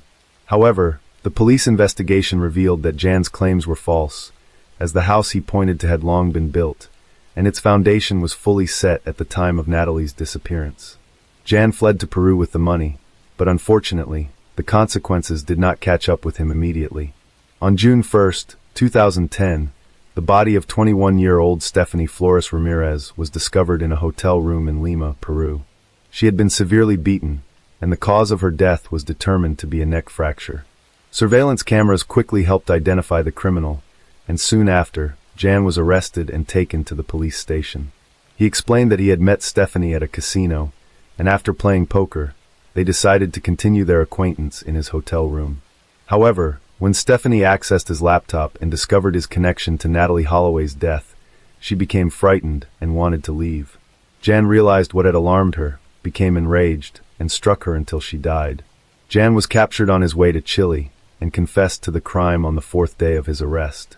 The news shocked residents in the U.S., especially as it occurred exactly 5 years after Natalie's disappearance. Elizabeth Twitty expressed her grief, noting that justice had finally been served, albeit at the cost of another life. Jan was sentenced to 28 years in prison on January 11, 2012, for the premeditated crime against Stephanie Flores Ramirez. He was also ordered to pay $75,000 in compensation to the Ramirez family. In 2014, Jan was transferred from Pedras Gordas prison to Chalet Pala prison, where he met a Peruvian woman who visited another inmate in 2010. They got married, but it turned out Jan was using her for his own purposes. He showed no signs of remorse or guilt for his actions. Meanwhile, in June 2011, David Holloway filed a petition in an Alabama court to have his daughter Natalie, who had gone missing in 2005, declared legally deceased. Natalie's mother opposed this, hoping that Jan would confess to the crime and face trial. After a hearing, Judge Alan King ruled in favor of the declaration on January 12, 2012. On June 8, 2023, Jan was extradited to the United States and placed in Hoover City Jail in Alabama. The next day, he was charged with extortion and wire fraud, but he pleaded not guilty. However, on October 18, 2023, he entered a plea agreement admitting to murdering Natalie Holloway. He confessed to fatally bludgeoning her with a cinder block on May 30, 2005, and disposing of her body in the ocean for sharks to consume. Unfortunately, the confession made as part of the plea deal could not be used in court. Jan was sentenced to 20 years, which would run concurrently with his prison term in Peru. Natalie Holloway's disappearance remains one of the most notorious missing person cases in the U.S., and it is still an open case in Aruba. A series of cover-ups, corrupt deals, and bureaucratic delays effectively allowed the murder of an innocent young woman to go unpunished, despite global attention to the investigation. Hello friends, welcome to our channel. Today we're going to take a look at another horrible case with you, the case of Sierra Yugan. Sierra Yugan was a bright and cheerful young woman who spread joy and laughter wherever she went. Her adventurous nature and ability to find humor in any situation made her a delight to be around. even when she made mistakes. As she entered high school, Sierra's confidence and enthusiasm only grew. She fearlessly tried out new experiences, including volleyball, and showed remarkable poise both on and off the court. After returning from a family vacation on July 19, 2016, Sierra was excited to start the new semester at the University of Toledo, where she had plans to study abroad. She had recently bought a new bike and was eager to take it for a spin. Her mom wanted to discuss her study abroad plans with her, but Sierra decided to visit her boyfriend Josh's house, which was 7.12 miles away beforehand. Sierra left her house in high spirits, wearing shorts and a tank top, and promised her mom she would be back by 10:05 p.m. However, when Josh tried to reach her later, her phone went straight to voicemail. Alarmed, Josh called Sierra's mom, who immediately sensed that something was wrong. Sierra's family, including her aunt and Josh, mounted a search effort to locate her after she went missing. They thoroughly searched the neighborhood, suspecting she might have been involved in an accident. Despite their efforts, they didn't find any clues or signs of Sierra's whereabouts. As time passed, Sierra's family became increasingly worried. Her mom eventually contacted the police, who arrived about an hour later. A concerned neighbor informed the family that County Road 6 was blocked off, and they rushed to the scene. There, they found a chaotic atmosphere and officers who wouldn't allow them to pass. The officers weren't able to provide any information, leaving Sierra's family in a state of panic. In desperation, they decided to seek help from the FBI. As the night wore on, Sierra's family was left to wonder what had happened to their daughter, unable to rest due to their growing concern. The next day, Sierra's mom and aunt started searching for her by calling hospitals, looking for any unidentified females. Although they didn't find anything, they got a promising lead from Detroit, Michigan. A young woman who looked a lot like Sierra was in the hospital after escaping from a moving vehicle with serious injuries. To confirm her identity, a nurse asked Sierra's family to describe any distinctive marks on her body. Sierra's mom mentioned a scar on her calf and her pierced belly button. The woman in the hospital seemed to match Sierra's description, giving the family hope that they had finally found her. However, their hopes were soon dashed when they discovered that the woman in the hospital was not Sierra after all. The family was devastated to learn that the person found wasn't Sierra, as they had pinned their hopes on it being her. Later that morning, police officers came to Sierra's house to update them on the previous night's events. One of the officers had discovered a disturbed cornfield near the area while parking his car. He noticed signs of a struggle inside the cornfield and found a motorcycle track. To avoid contaminating potential evidence, he retreated without touching anything. As he retreated, he caught a glimpse of something shiny that turned out to be Sierra's purple bike. Further investigation revealed several items at the scene, including male and female sunglasses, a bloody sock, and a screwdriver. Based on these findings, the police believed that Sierra had likely been abducted from that location. Detectives investigating Sierra's disappearance interviewed her friends and family to learn more about her boyfriend, Josh. They found out that Sierra and Josh had been close friends since childhood, starting from when they were just 7 years old. As they grew older, their friendship turned into a romantic relationship in their first year of high school, and they became known for being a happy and adventurous couple.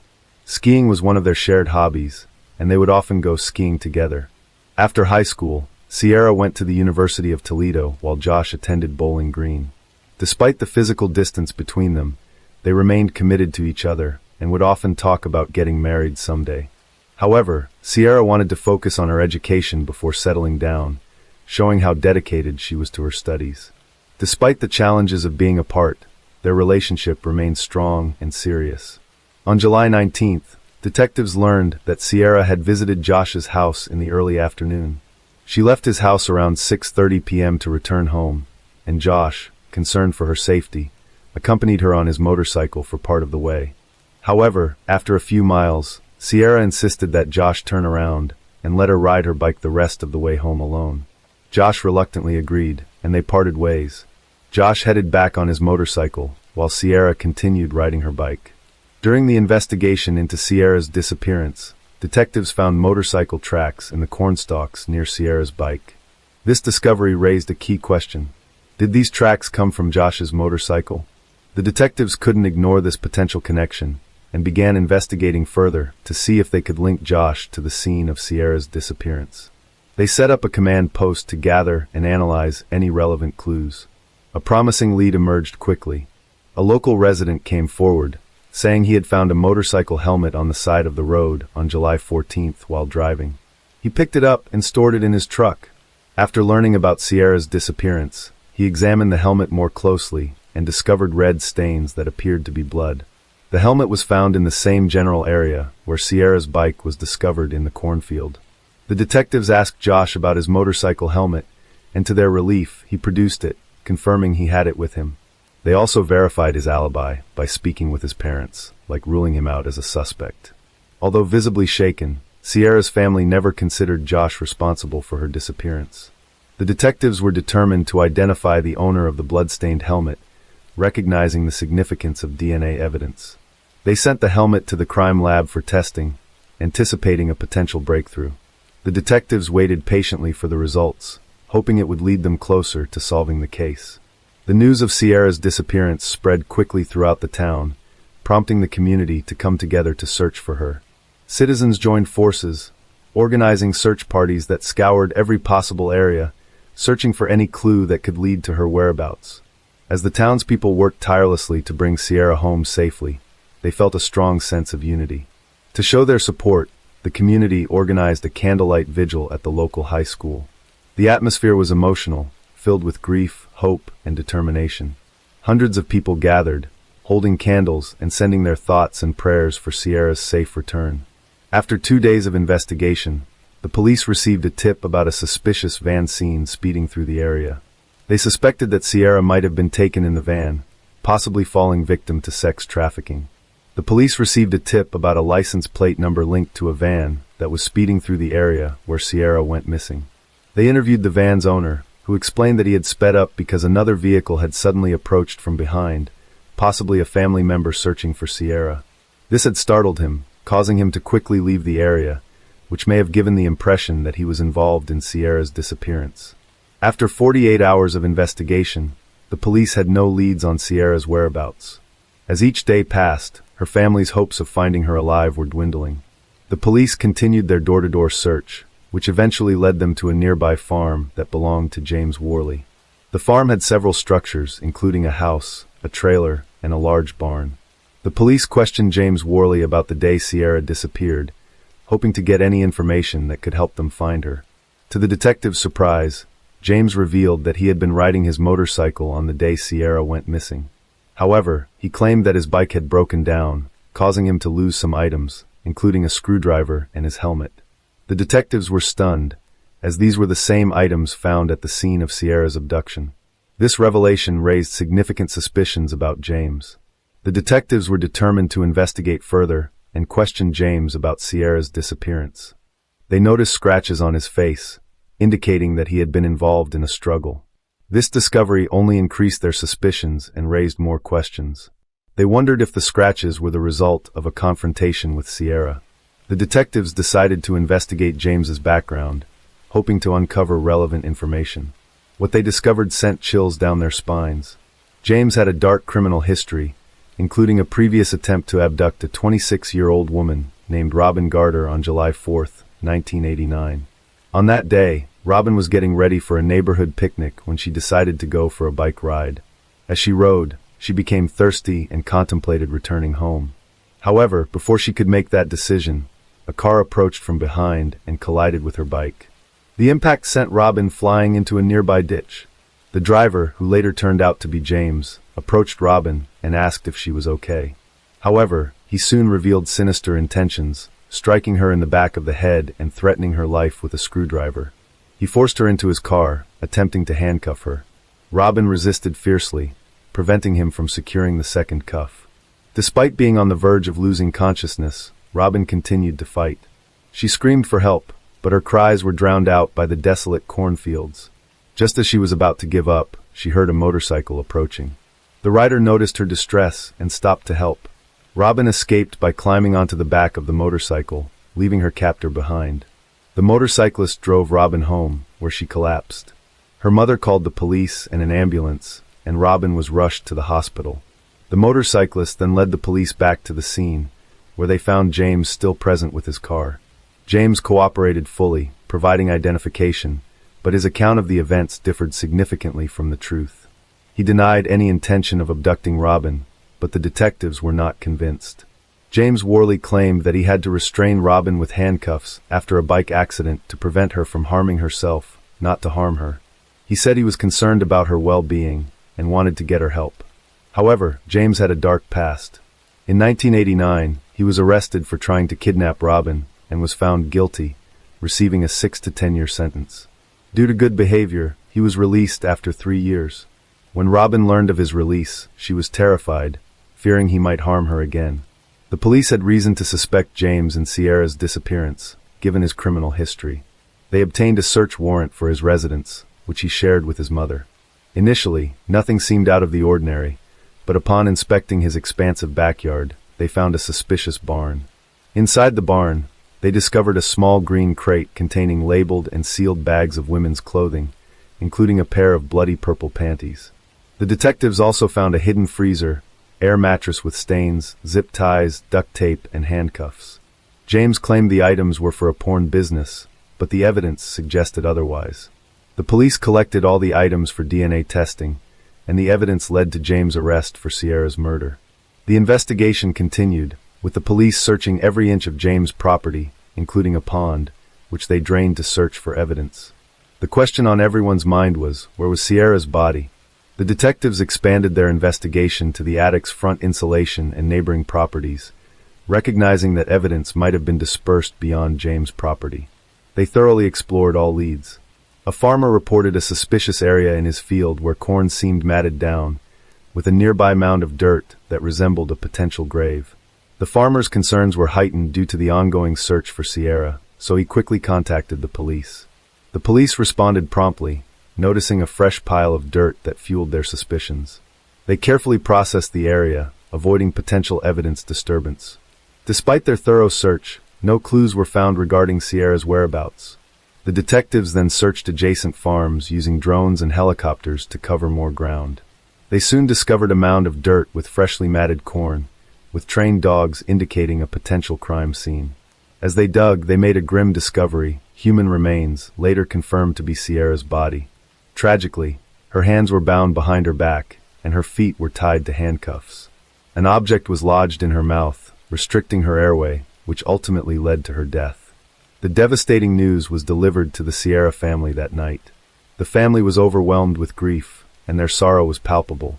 1 month after the abduction and murder, James Worley was indicted on 19 counts, including kidnapping and aggravated murder. 2 years later, Worley stood trial, pleading not guilty despite overwhelming evidence. The state presented a terrifying story over 8 intense days, and the jury deliberated for 6 hours before finding Worley guilty on all counts related to Sierra's murder. The sentence imposed was death. Welcome back, detectives. Let's dive into another horrible case. The case of Aya Hashim. The Hashim family moved to the UK from Lebanon in November 2011, seeking a safer and more promising future. Aya's father, Ismail, wanted his children to have a good education and become valuable member of society. He applied for asylum for himself and his family, and after receiving a residence permit, they settled in Blackburn. Aya was a driven and ambitious young woman with big plans for her life. She was a law student at Salford University. Tragically, her parents' hopes for a better life were shattered when Aya was killed in a senseless act of violence. On May 17, 2020, Aya left her house to go to a nearby supermarket at around 3 p.m. However, she never returned home. About an hour later, Aya's father went out to look for her. Aya's mother searched online and discovered the news that a woman had been shot in their neighborhood. Soon after, Aya's parents received the devastating news that their daughter had been killed in the shooting. Aya was walking on King Street when a car drove by with multiple occupants. One of the individuals in the car fired 2 shots, one of which fatally hit Aya. 19-year-old Aya Hashim was fatally shot on King Street and died the same day despite medical efforts. The police do not think the incident was motivated by racism or religious hatred. Deputy Chief Terry Woods is seeking the public's help in gathering evidence. He asks anyone with dashcam footage or surveillance cameras to come forward if they have recordings of a green Toyota Avensis car or any suspicious activity. According to Deputy Chief Woods, Aya was an innocent bystander who was shopping for her family when she was accidentally caught in the crossfire. The shooting involved a green Toyota Avensis car. Witnesses report that 2 rounds were fired from the vehicle and, sadly, Aya was hit. Later that day, police discovered the Toyota Avensis car involved in the shooting abandoned near the scene of the crime. They also obtained CCTV footage of the incident. The footage shows that at 3:03 p.m. Aya is walking along the sidewalk the Toyota mentioned earlier drives past her. The rear side window on the left is down. The shooter makes a fatal shot. The bullet goes through her and hits the pole. For ethical reasons, the police did not reveal footage of she falling to the ground. After reviewing the video recording, it's clear that there were at least 2 individuals in the car, the driver and the shooter. Following the shooting, the perpetrators quickly fled the scene and abandoned the vehicle on a nearby street. Within 2 hours, the police located the car and initiated a search for its owner. Aya Hashim was caught in the crossfire of a shooting incident that occurred near Khan's car wash. Following her death, the police launched a massive operation to apprehend the suspects who had fled the UK with the assistance of international law enforcement. 8 individuals were initially charged in connection with her death. Aya's death was ultimately determined to be a tragic accident. She was an innocent bystander. The shooting was actually a targeted attack on the owner of Khan's car wash, who was a competitor of Pharaoh Suleiman. It was Suleiman who allegedly hired a hitman to take out Khan, but the bullet mistakenly hit Aya instead. According to the video recording, at the time of the incident, Aya was standing a few feet away from a pole. The first bullet fired missed its intended target and hit something near a man, as evidenced by the splashing water. The key point here is that the shooter made a mistake. The person they aimed at was not the business owner, but rather an employee who was mistaken for Khan. During the second shot, Aya was positioned between the shooter and the employee.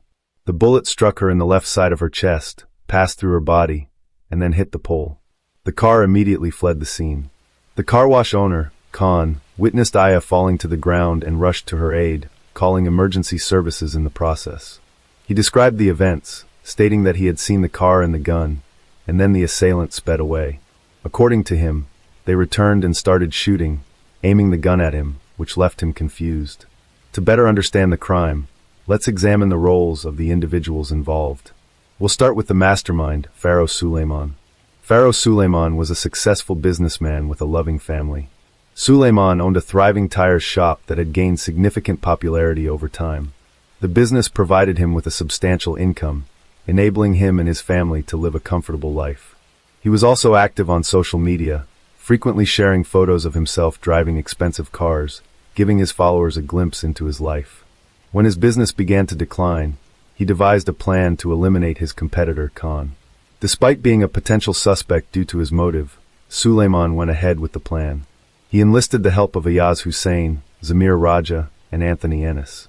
The perpetrators conducted a surveillance mission the day before the crime, driving near the car wash to inspect the area.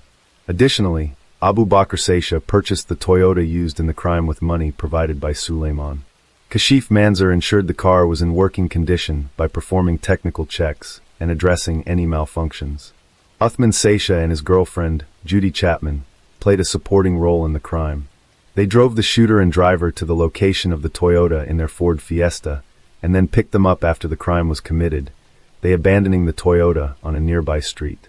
According to the inquest, at 1:14 p.m., Judy Chapman and Uthman Seisha picked up Raja and Ennis from Bolton and drove them 13 miles to Blackburn, where the Toyota was parked.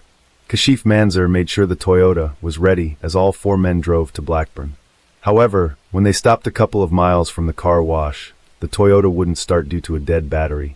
Manzur jumped the battery using another car's battery and some wires. With the car started, Manzur handed it over to Raja and Ennis, then returned to the service station where Suleiman was waiting, watching from a front row seat to see what would happen. The Toyota approached the corner with its windows rolled down. Ennis and Raja circled the block several times, waiting for the perfect moment to act. They needed to be on the same side of the street as Khan's car wash. Meanwhile, Manzur and Suleiman were observing the situation unfold. On the 4th pass by the car wash, the Toyota slowed down. Coincidentally, Khan was on the street at that exact moment. However, the shooter, Zamir Raja, made a mistake and fired the first shot at a different employee, not Khan. Fortunately, the first bullet missed its target. but the second bullet hit Aya. Following the shooting, Raja and Ennis fled the scene, abandoning their vehicle and getting into a car with Judy Chapman and Uthman Sesha, who drove them away from Blackburn. When police reviewed the video of Suleiman's store, Ayaz Hussein entered the store. Suleiman signaled to the others who were aware of the incident to leave the room and go to the second floor. Abu Bakr Sesha, who had bought the Toyota involved in the crime, was sitting behind them. When Abu Bakr Sesha overheard the police radio mention that the perpetrator's car had been found, he immediately got up to discuss something with Suleiman. 9 days after Aya's murder, Zamir Raja, the shooter, fled to Portugal and met Anthony Ennis, the driver of the Toyota, at Lisbon airport. Both men had escaped the country. Meanwhile, the police were arresting the individuals involved in the crime. Faraz Suleiman, the mastermind, was arrested on May 18th, the day after Aya's murder. Abu Bakr Sesha was arrested on May 19th, and Judy Chapman and Uthman Sada were arrested on May 20th. The Yaz Hussein and Kashif Manzur were arrested on May 21st. Zamir Raja, who had hoped to return to England without being detected, was arrested at a London train station on June 6th. Anthony Ennis was caught in Spain on July 4th and extradited to the UK. Aya Hashim was murdered in Cannes. The owner of a car wash was nearly killed in a violent crime. Several suspects were charged, and at first, all of them denied any involvement. However, as the investigation continued and the pressure mounted, their stories began to contradict each other as they tried to downplay their roles in the crime. As the suspects' testimonies became more inconsistent, they started to turn on each other, revealing crucial details about the crime to the police.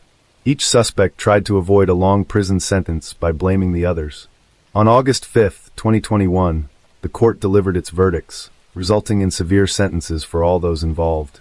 Pharaoh Salon, who had a prior conviction for a fatal hit-and-run incident in 2001, received a life sentence with a minimum term of 34 years. Raja, the shooter, was also given a life sentence with a minimum term of 34 years. According to reports, he was paid $500 for his involvement in the crime. The driver, Anthony Ennis, was sentenced to life imprisonment with a minimum term of 33 years. Ayaz Hussein, who orchestrated the crime, received a life sentence with a minimum term of 32 years. Abubakar Sesha, who bought the getaway car, will serve at least 28 years. Uthman Satatya, who arranged for the shooter and driver to be transported, will also serve at least 28 years, and Kashif Manzur, who made sure the car was working on the day of the crime, will serve at least 27 years. The judge was critical of the defendants, stating that they showed no regret for their actions after the shooting. Instead of taking responsibility, they tried to deceive and manipulate their way out of trouble. When that failed, they turned on each other in an attempt to save themselves. Judy Chapman was found guilty in October 2021 of involuntary deprivation of life. She was given a 15-year prison sentence for driving the car involved in the crime. However, investigators have since discovered that other individuals were involved in the crime. This was revealed through analysis of communication between the convicted parties. Lewis Otway, a 42-year-old from Manchester, was sentenced to life in prison on May 5, 2023, with a minimum term of 32 years. During his trial, evidence revealed that Otway acted as an intermediary between Azi Hussein, Zamir Raja, and Anthony Ennis. Specifically, he assisted Hussein in committing a crime. Another person, Banbridge, was also involved in the case. She was the 10th person to be found guilty. Prosecutors said that Banbridge met with Raja and Ennis in Bolton, took their phones, and turned them off. Then, she drove to Trafford and turned the phones back on in different locations, making it seem like Raja and Ennis were in Greater Manchester, not Blackburn, when a shooting happened. This was done to create a fake alibi for the two men. Banbridge, 32, admitted to conspiracy to pervert the course of justice and was sentenced to 23 months in prison on August 11, 2023. This was the last conviction in the case of Aya Hashim. Hi everyone, thanks for returning. Let's unravel another perplexing mystery. The case of Gretchen Harrington. Gretchen Harrington was born on June 13, 1967, in Pennsylvania. She was the youngest of 3 sisters, and her family moved to the small town of Brawl shortly after her birth. Gretchen's father, a pastor, took a job at the local church, and Gretchen quickly grew to love the town. She spent much of her free time outdoors with her sisters and friends. Brawl was a safe community where parents felt comfortable letting their children play outside until dark. As a member of a devoutly religious family, Gretchen spent much time at her father's church and excelled in Sunday school, always getting top grades. On August 15, 1975, Gretchen's family was eagerly awaiting the return of her mother and newborn sister from the hospital. Gretchen wanted to be home to greet them, but her father encouraged her to attend Sunday school to keep up her grades.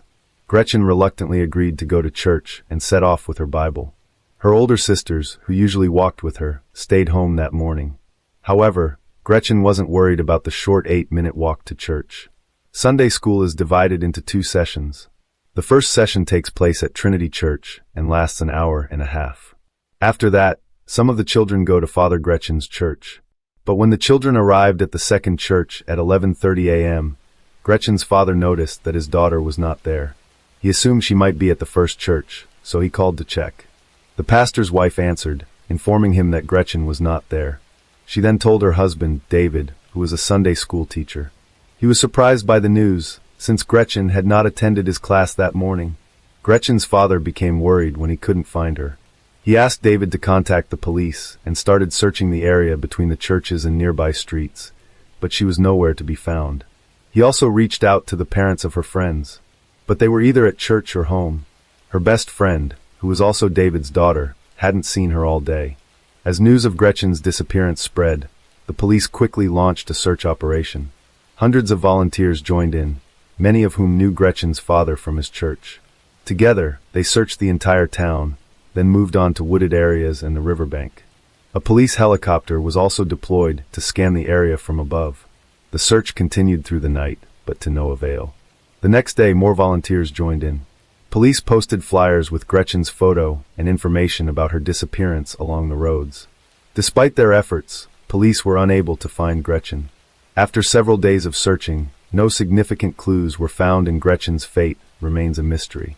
The town is known for its safe environment, where children are often allowed to play outside freely without adult supervision from a young age.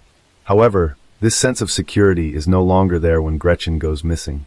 Some people thought she might have run away from home, while others believed she had gone swimming in the river and drowned. However, the most alarming theory was that she had been abducted by someone. As a result, parents became extremely cautious and stopped letting their children go out alone. Police interviewed bystanders. They gathered some clues. One witness reported seeing a girl who looked like Gretchen near the church on the morning she went missing. According to the witness, a green sedan approached the girl, but the witness did not see what happened next. Another person shared a similar story, but this time described a white Cadillac approaching the girl. Police checked the owners of cars matching the description in the area. 4 days later, detectives received a new lead. A resident of Westchester, a town 30 minutes from Brawl, contacted police and reported finding children's shorts matching the description of Gretchen's clothing. Police immediately showed Gretchen's mother the shorts, but she confirmed that they did not belong to her daughter. The investigation into Gretchen's disappearance had stalled, with no progress made for several weeks. As a result, the police halted their search operation and shifted their focus to gathering more information. They continued to interview witnesses, but with each passing day, their hopes of finding Gretchen alive began to dwindle. Until October 14th, when police received a phone call. A jogger was running in a large national park, about 20 minutes from Brawl, when he stumbled upon a body. The jogger immediately alerted park rangers, who then notified the police. Upon arriving at the scene, police quickly determined that the body was that of a child. However, due to the severe state of decomposition, identification of the child was extremely difficult. Police suspected that Gretchen might be the victim, so they showed her parents the clothes found on her body. Gretchen's mother quickly identified them as her daughters because she had sewn them herself. Forensic experts later confirmed that the body was Gretchen's by comparing them to her dental records. They also determined that she had died from severe head trauma. Because the body was so badly decomposed, police were unable to gather further information, including whether Gretchen had been sexually assaulted. Additionally, DNA analysis was not available in 1975, leaving police without any further leads. News of the murder sparked renewed interest in the case, and police received numerous tips from the community. The investigation into Gretchen's death turned up no leads. Police screened nearby residents with a history of violent crime, but nothing came up. Months later, the case had made no progress. Over the years, the case was reopened periodically, and the police reviewed the available information. However, each time, the investigation yielded no new evidence. Even applying DNA analysis was of no help in this case, as no foreign DNA was found on Gretchen's body or clothing. The case of Gretchen's murder went unsolved for decades, occasionally resurfacing in newspapers and on television. However, it wasn't until recent years that the case regained widespread public attention. Two local journalists, Joanna and Mike, decided to write a book about the crime, dedicating several years to gathering information. As children, both Joanna and Mike grew up in the same town as Gretchen. Joanna, who was only 9 years old when the crime occurred, the town had changed forever, and children were no longer allowed to roam freely, leave home unsupervised. This fear lasted for years, leaving a lasting impression on the townspeople, the memory of Gretchen's murder still fresh in their minds. To write their book, Joanna and Mike had access to the case files and interviewed individuals involved in the investigation. By carefully piecing together the events surrounding Gretchen's disappearance, they were able to reconstruct the entire story. The book, released in 2022, brought attention to Gretchen's case. Months later, a woman contacted police about Gretchen. The woman said she was 10 years old at the time of the murder and lived in Havertone, near Gretchen's home. She was friends with Gretchen and her sisters, as well as many other kids in the area. She often slept over at friends' houses, and one night, while she was at her sister's house, she woke up in the middle of the night feeling someone touching her. When she opened her eyes, she saw their father standing in front of her, who quickly left. The next day, she stayed another night. Her friend's dad continued to come into her bedroom and started touching her. The next morning, she finally told one of her sisters about what happened to her. She was surprised that it happened quite often with her friends. When the woman returned home, she shared her entire story with her parents. However, instead of going to the authorities, they banned her from ever going to her friend's house again. This was just a week before Gretchen went missing. The woman eventually revealed the identity of the involved man in her story, David Zanstra, the same pastor who taught at Sunday school. She also shared that a month after Gretchen went missing, one of her friends told her about the incident, that a man had tried to kidnap her. The girl refused to get into his car and later confided to her friends that the real culprit was David Zanstra. The woman provided her personal diary as evidence of the information provided. In her diary entry on September 15, 1975, she documented her friend's request to keep the encounter secret due to fears of potential harm from David Zanstra. Upon receiving this new information, the police immediately reopened the investigation into Gretchen's disappearance. While reviewing the case files, detectives discovered several suspicious factors that indirectly implicated David Zanstra. It was David Zanstra who reported Gretchen missing to the police, providing investigators with a detailed description of her clothing: dark blue zip-up shorts with front buttons and pockets without zippers or buttons, and a white shirt with braided hair. However, he mentioned that he had not seen Gretchen that day, raising questions about how he knew what she was wearing. His description was later confirmed by the discovery of her body, dressed exactly as he had described. Police closely examined David, the man who taught Sunday school at Gretchen's father's church. David initially claimed he had not seen Gretchen on the morning of her disappearance. However, David's alibi gave him enough time to kidnap Gretchen, kill her, dump her body in the park, and return to the church to teach. The investigation revealed that David and his family had moved to another state just months after Gretchen went missing. This sudden move, combined with David's ownership of a green scooter, attracted the attention of the police. The police decided to question David, who was now 83 years old and living in Georgia. On July 17, 2023, they began questioning David. As the conversation progressed, David realized that the police suspected him of murder.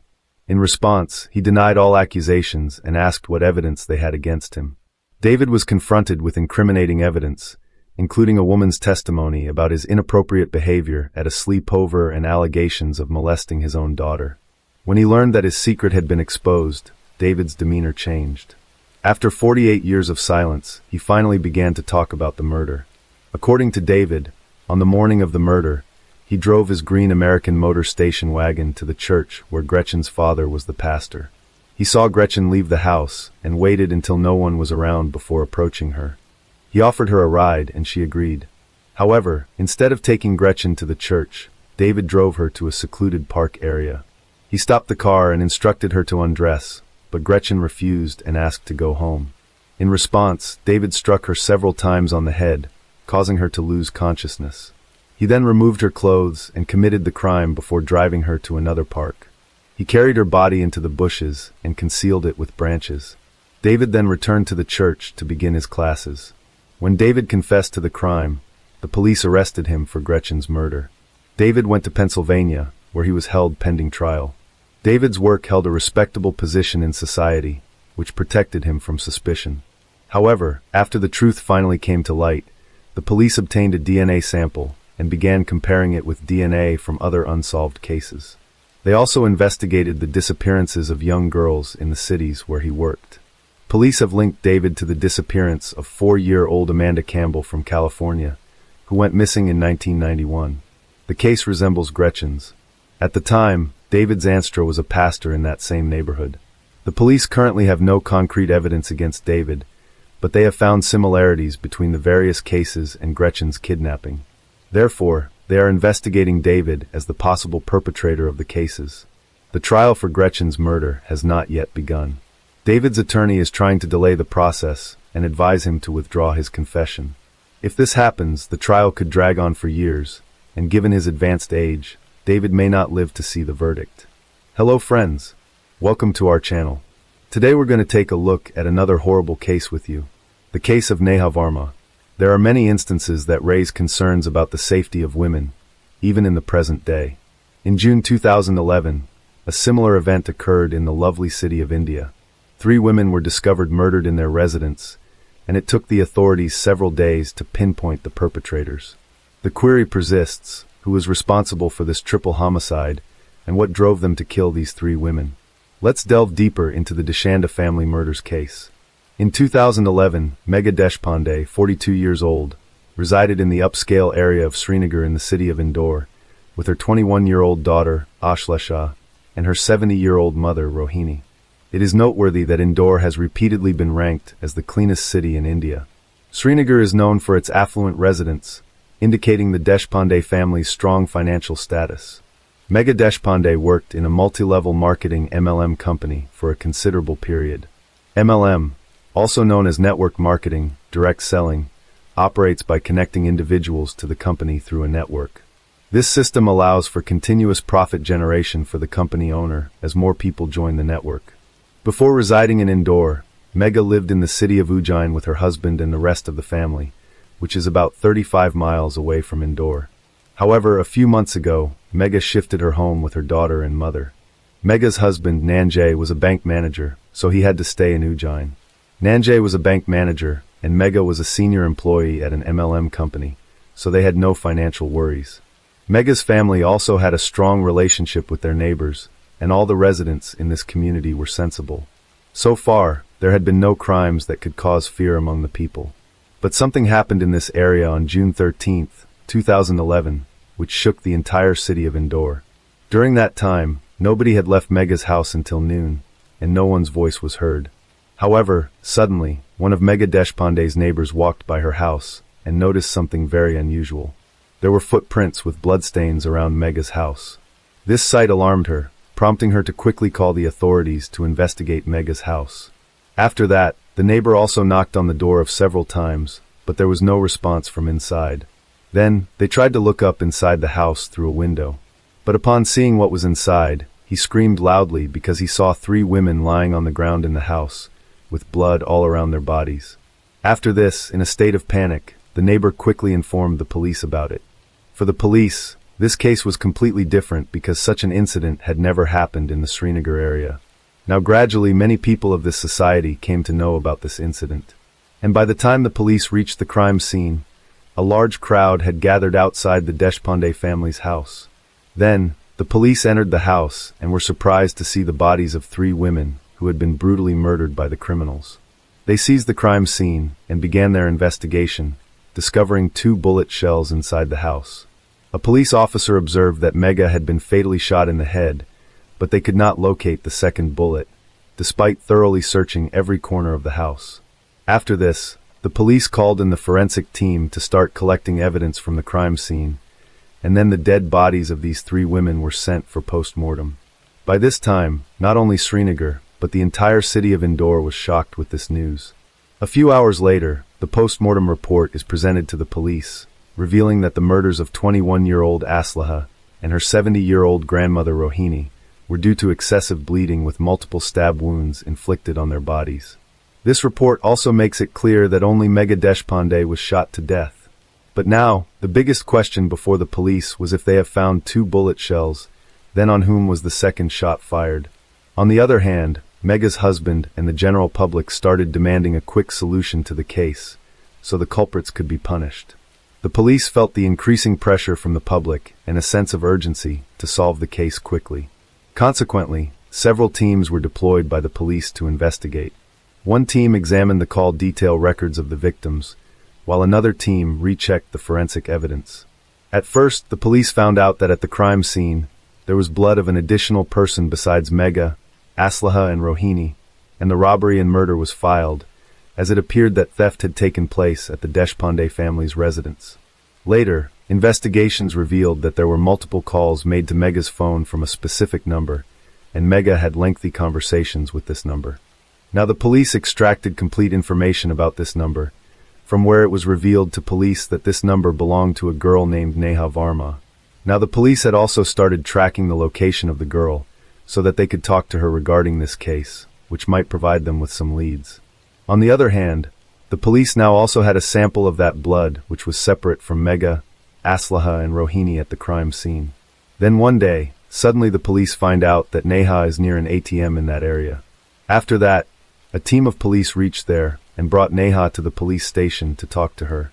Now Neha was told about the entire scene, which left Neha completely astonished.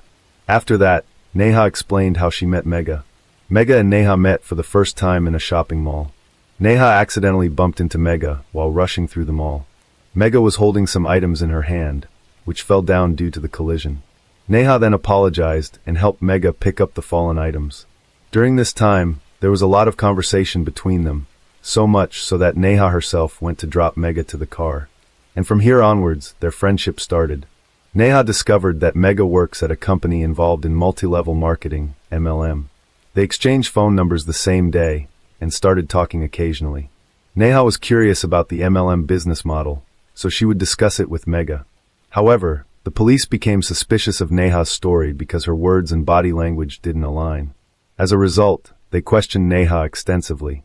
Neha tried to conceal her lie briefly, but she couldn't withstand the police interrogation for long. Eventually, she confessed a story that shocked even the police.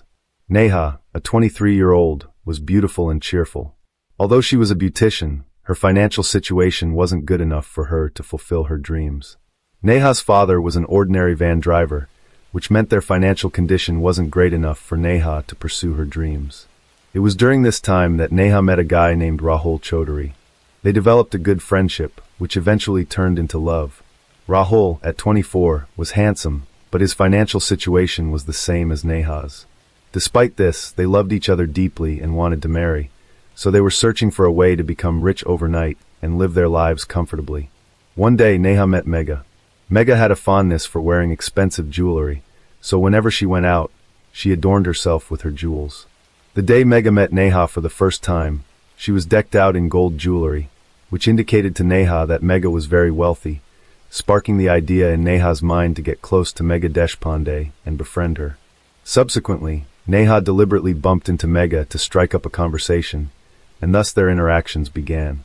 Now gradually, due to talking through a call, the thought of robbing Megha came into Neha's mind. After this, Neha included her boyfriend Rahul in her plan. She told Rahul that she has conversations with a woman who is very wealthy, and the added advantage is that there are no men in her house, so it will be easy to rob her. Hearing this idea, Rahul also becomes happy because by doing this, both of their financial situations would improve, and then they could live comfortably after getting married. From that day on, Rahul began to plan the murders of these 3 women. He believed that if he successfully killed them without anyone finding out, there would be no one to report them. With a complete plan in place, Rahul only needed a gun to carry out the deed. His friend Manoj, who was close to both Rahul and Neha, provided him with one, as he also had a gun. With the means to execute his plan, Rahul started searching for the right day to make his move against Megha and her family. On June 13, 2011, Neha contacted Megha to join her MLM scheme. Megha was pleased to have Neha on board.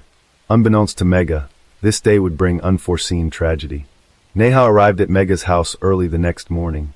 Megha asked Neha to fill out a form for the company, but Neha was unsure about the required information. She requested help from her friend, and Megha approved. Neha then contacted her boyfriend Rahul. Now, according to the plan, Rahul and Manoj were waiting for Neha's call, and then shortly after that, Rahul and Manoj went to Megha's house. But as soon as Rahul entered the house, he showed Megha a gun, and then a few seconds later, he shot Megha, causing her to die on the spot. The sound of the gunshot didn't go out of their house, because Rahul had shot very close, but the sound of this gunshot reached Ashlesha and Rohini's ears, causing both of them to run into the lobby. After that, first Rahul and Manoj frightened Ashlesha and Rohini, and asked for her ATM card and PIN to save their lives. In order to save her life, Ashlesha quickly gave her ATM card and handed it to Rahul. She felt that now these people would leave. But now, because Ashlesha and her grandmother had seen Neha, Rahul and Manoj's faces, so now these three were afraid that after they leave, these two might inform the police. So Rahul first tried to shoot Ashlesha, but in haste, this bullet hit Rahul's own foot. Afterwards, Manoj brutally murdered Ashlesha and elderly Rohini with a knife. Afterwards, these three criminals stole 1,000 Indian rupees, valuable jewelry worth up to 500,000 Indian rupees, and Ash's ATM card before leaving the house. Surprisingly, it was the same ATM card Neha was planning to withdraw money from, but she was later caught by the police. Rahul was captured after going to a police station with a fake first information report, and then being hospitalized locally due to a gunshot wound in his foot. Nonetheless, when the police compared Rahul's blood sample taken from the crime scene with his own, it was a match. The police quickly solved this case and captured the criminals, resulting in much praise for their city's police force. Subsequently, this case remained in court for a long time, but eventually, in December 2013, the district court sentenced these three criminals to death by hanging. These killers had wiped out the entire Deshpande family line by murdering women from 3 different generations. Moreover, the police found bloodied clothes, knives and jewelry in possession of these criminals. Neha Varma is currently incarcerated in the central jail, where she is teaching a beauty parlor course to other female inmates. It should also be noted that this was the first time the district court had pronounced capital punishment for a woman. Megha's husband, Nanai Deshpande, expressed satisfaction with the court's decision and said he had full confidence in the judiciary, and the police did a great job. The aspiration to become rich overnight turned an ordinary girl and boy into criminals. If these criminals had fled to another country after killing and stealing money, they might never have been caught. However, if Megha hadn't worn her valuable jewelry to the mall that day and hadn't trusted a random person, perhaps her family would still be alive today. One lesson to be learned from this is that we shouldn't develop such strong friendships with any stranger in just a few days that we start inviting them home. Hello friends, welcome to our channel. Today we're going to take a look at another horrible case with you. The case of Corina Vetrano. The story of Corina Vetrano is both horrifying and baffling. Firstly, nothing seemed amiss on the day of the fateful event. The attack occurred in broad daylight in a fairly populated area. Secondly, her death has critical aspects to it. Thirdly, the investigation and sentencing of the perpetrator raised many questions. On Tuesday, August 2nd, 2016, Corina arranged to meet her father after work to spend time together. Since Miss Vetrano had moved away, family gatherings had become rare because everyone was busy with their own matters. In addition to her commitments, she was balancing 2 jobs. Philip picked up his daughter and took her home. There, the family shared their impressions of the past week. When Corina was about to leave, she asked if her father wanted to go jogging with her, as they often did, covering several miles together. Her father replied that he couldn't this time, due to severe back pain that nothing seemed to alleviate. Perhaps he needed a new prescription, or maybe it was just the change in weather. Mr. Vetrano offered to call a cab for Corina, due to his discomfort and inability to join her run. However, the weather was beautiful, the heat had abated, and there was a fresh scent in the air, hence Corina declined his offer. She was training for the upcoming marathon. The young woman had recently broken up with her boyfriend and wanted to distract herself. A jog would clearly do her good. That evening was the last time her parents saw their youngest daughter. At 5:45 p.m., she left the house for a jog. Her first stop was Spring Creek Park, a cozy and tranquil place buried in greenery, a true paradise amongst the city's infrastructure. However, only part of the park was available for walking. The rest was covered with thickets and swamps. Mr. Vetrano asked his daughter to stick to her usual route and stay away from unfamiliar paths and people. Unfortunately, Karina ignored his advice in search of solitude. She decided to go to a grassy, deserted place. Karina's thoughts were abruptly interrupted. She felt a sharp pain in the back of her head and fell down. This rash decision cost the young woman her life. A frightening uncertainty entered the Vetrano home. It had been 2 hours since they had said goodbye to their youngest daughter. She should have been home by now, or at least answering the calls of her parents, who were frantically trying to reach her, and she had promised to keep her cell phone with herself. The anxiety was growing. Her father sensed that something was wrong and decided to seek help from his neighbor, the chief of the New York City Police Department. They were on good terms, and the high-ranking official knew that Philip would not make a fuss over nothing. After that, Karina Vetrano was reported missing. Police began searching for the young woman, combing the park area and surrounding streets. As a result, experienced canine units were brought in. Since it is known the first 24 hours after the scissori, the disappearance of a person are crucial. Law enforcement utilized all available resources before nightfall. At the same time, Mr. Vetrano, along with a group of volunteers, searched for his daughter on his own. He scoured the park from end to end, combing paths and wading through tall grass, all while making phone calls. As dusk fell, he noticed a light in the grass. As he approached, he recognized Karina's phone. Maybe she lost it and just didn't let them know. Philip approached, headed toward police officers, deciding to continue picking his way through the thicket, stepping into the grass. As he ventured further, Philip stumbled upon something soft, a partially undressed female body lying face down. When he turned it over, a familiar face stared back at him. A desperate scream escaped from his father's chest. It was Karina. She hadn't simply lost her phone, as he had initially believed. His little girl didn't answer her phone, because life had been cruelly taken from her. The crushing realization of what had transpired overwhelmed Mr. Vetrano. The police, hearing the screaming and yelling, quickly rushed to him. They dragged Philip away from his daughter's body, explaining that it was now a crime scene.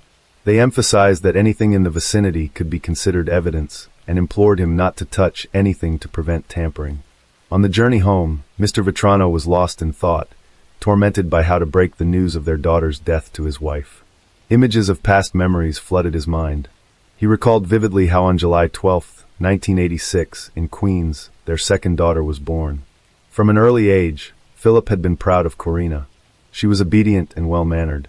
He remembered taking her to school for the first time, and how excellently she performed academically. Her strong educational foundation enabled her to earn advanced degrees. Karina graduated from St. John's University with a master's in speech pathology. She always dreamed of aiding children and worked tirelessly with autistic kids. Karina loved traveling and writing and had a passion for sports, especially running, an interest she shared with Philip, which brought them closer together. He recalled how closely he scrutinized her suitors out of paternal jealousy. Eager for her to find true love and eventually establish a strong family like his own with Kathy, he hoped for wonderful grandchildren. The return journey felt endless. As they approached the house, Mr. Vetrano paused at the entrance and took a deep breath. Fortunately, he didn't need to explain anything to her. She understood everything from her husband's face. Kathy cried, approached her husband and hugged him. Soon Karina's relatives and friends learned of the incident. They struggled to recover from the shock. Believing in the sudden death of the young woman was hard, let alone its violent nature. Miss Vetrano had been subjected to a brutal attack. This was the conclusion reached by investigators. At first glance, it was obvious that the woman had resisted. Even in death, her fists remained clenched. Bruises and abrasions were found on her once young and healthy body, and her athletic clothing was torn. The autopsy showed that the back of the victim's skull had been damaged by a blunt object, probably a stone. However, the cause of death was asphyxiation. A clear mark was visible on the woman's neck. The forensic examination also revealed the intimate nature of the crime violence. The experts' findings confirmed the police's initial suspicions. Earth and grass were found under the victim's fingernails, probably in an attempt to free herself from her attacker's grip and escape. Specialists examined her mouth and found teeth knocked out and cracked in places. She had clearly bitten to defend herself. Even the woman's neck was covered with numerous scratches. She was grabbing with her hands, trying to force her attacker to let go of her. Shortly after this tragedy, new information leaked to the media from Princeton, Massachusetts. Another jogger's body was found among tall grass. The woman had apparently also been out for a walk in a secluded place and suffered a similar fate. At first glance, these cases seemed identical, raising questions about another potential serial offender. In the United States, geneticists took charge of the case, tasked with comparing DNA samples collected from the crime scenes. Fortunately, unidentified samples were found on both victims. Contrary to police expectations, the analysis showed no connection between the crimes. It turned out that the DNA samples belonged to different individuals. It's well known that most lethal crimes are committed by someone close to the victim. Thus, police couldn't ignore any possibility. To this end, the victim's father provided his DNA, since he was first to discover his daughter's body. Later on, all of her relatives also underwent a DNA test which yielded no matches. Detectives then decided to interview Karina's family and friends to find out if she had any enemies or ill wishes. It turned out there were none. She was respected and loved by everyone. Investigators developed a new theory. Someone acted on base motives upon meeting Karina in a secluded place and attacked her. Feeling stuck, they sought public help by offering a $10,000 reward for information leading to the perpetrator. The initiative received widespread response. Detectives explored some 250 leads, conducted 600 genetic tests, and compiled more than 1,700 reports. All to no avail. It seemed like the perpetrator hadn't committed crimes before, or at least hadn't been caught for them, complicating things further. On August 31, 2016, a utility worker approached the police station with significant information at the time of Ms. Vitrano's death. He found himself in a restricted area of the park one day. Suddenly, a man emerged from the bushes and took off running in a Notley direction. Because of his testimony, the New York Police Department created and distributed a sketch of the suspect in December 2016. However, they considered that the person shown in the sketch might have just been a passerby caught at the wrong place and time. Unfortunately, releasing this sketch didn't provide any new leads, and the investigation fell into another long stalemate. On December 4, 2016, the Federal Bureau of Investigation joined in to help solve Karina Vitrano's case. At first, they developed a psychological profile of the perpetrator. According to FBI experts, this individual was very familiar with the area, especially the park where everything occurred, suggesting he might live or continue to live nearby.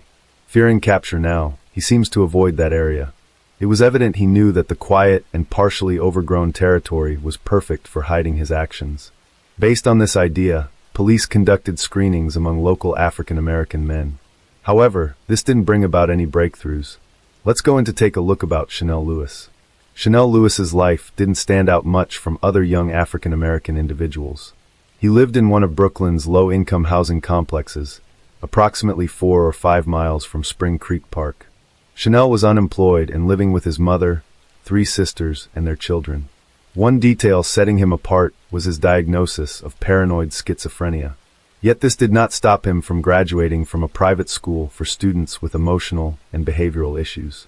Former classmates remembered Chanel as a quiet loner who constantly faced bullying. One shared that even girls intimidated and punched him.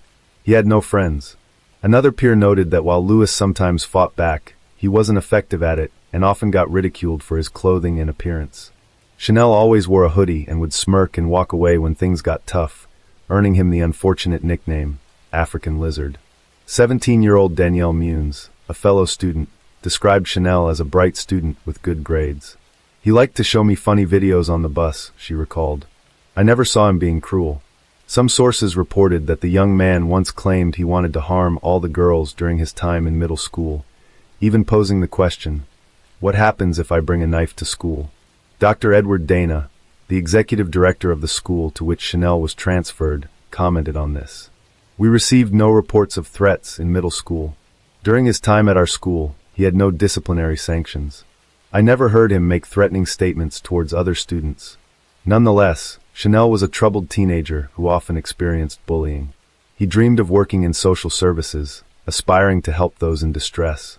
When conflicts arose at home, he would wander the streets frequently and visit the park.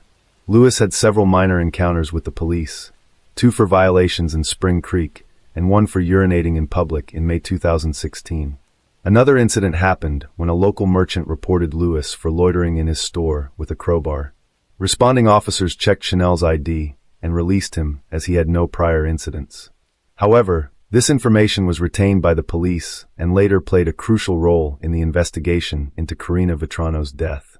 In February 2017, Detective John Russo, who was involved in the investigation, remembered something significant. He had repeatedly seen a young man in a hoodie wandering around the park. Russo even attempted to follow him once, intrigued by his behavior.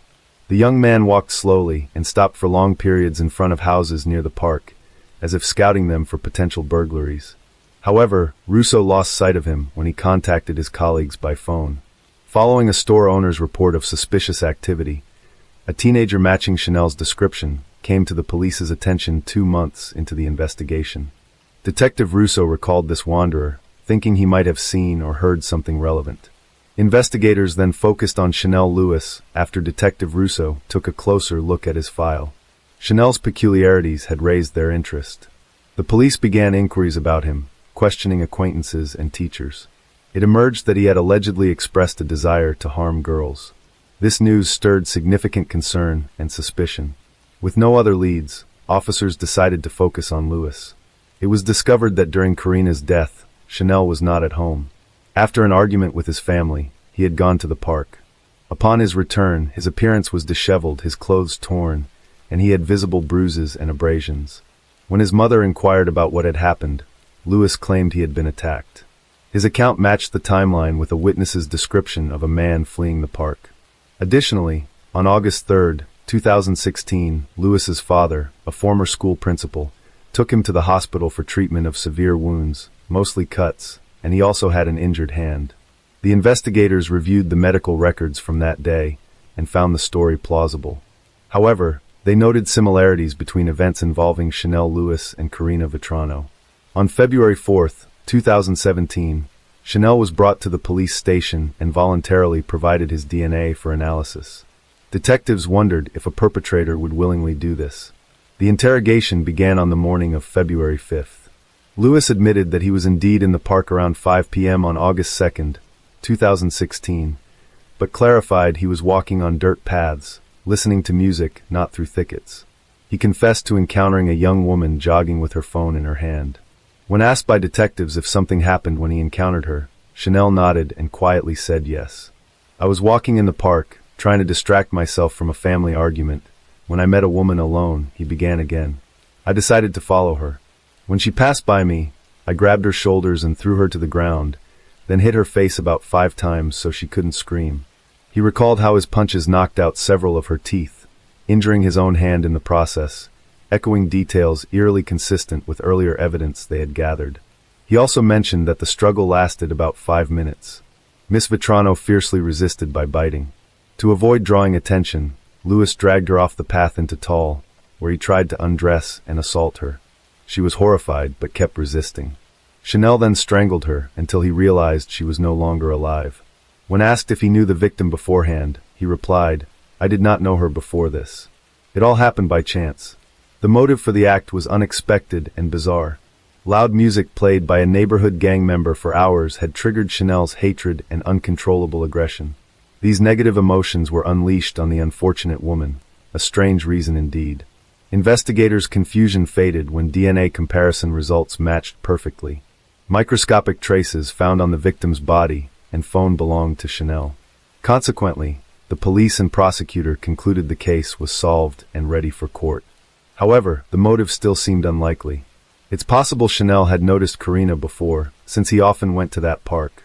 He might have seen her with her father, liked her, and decided to approach her.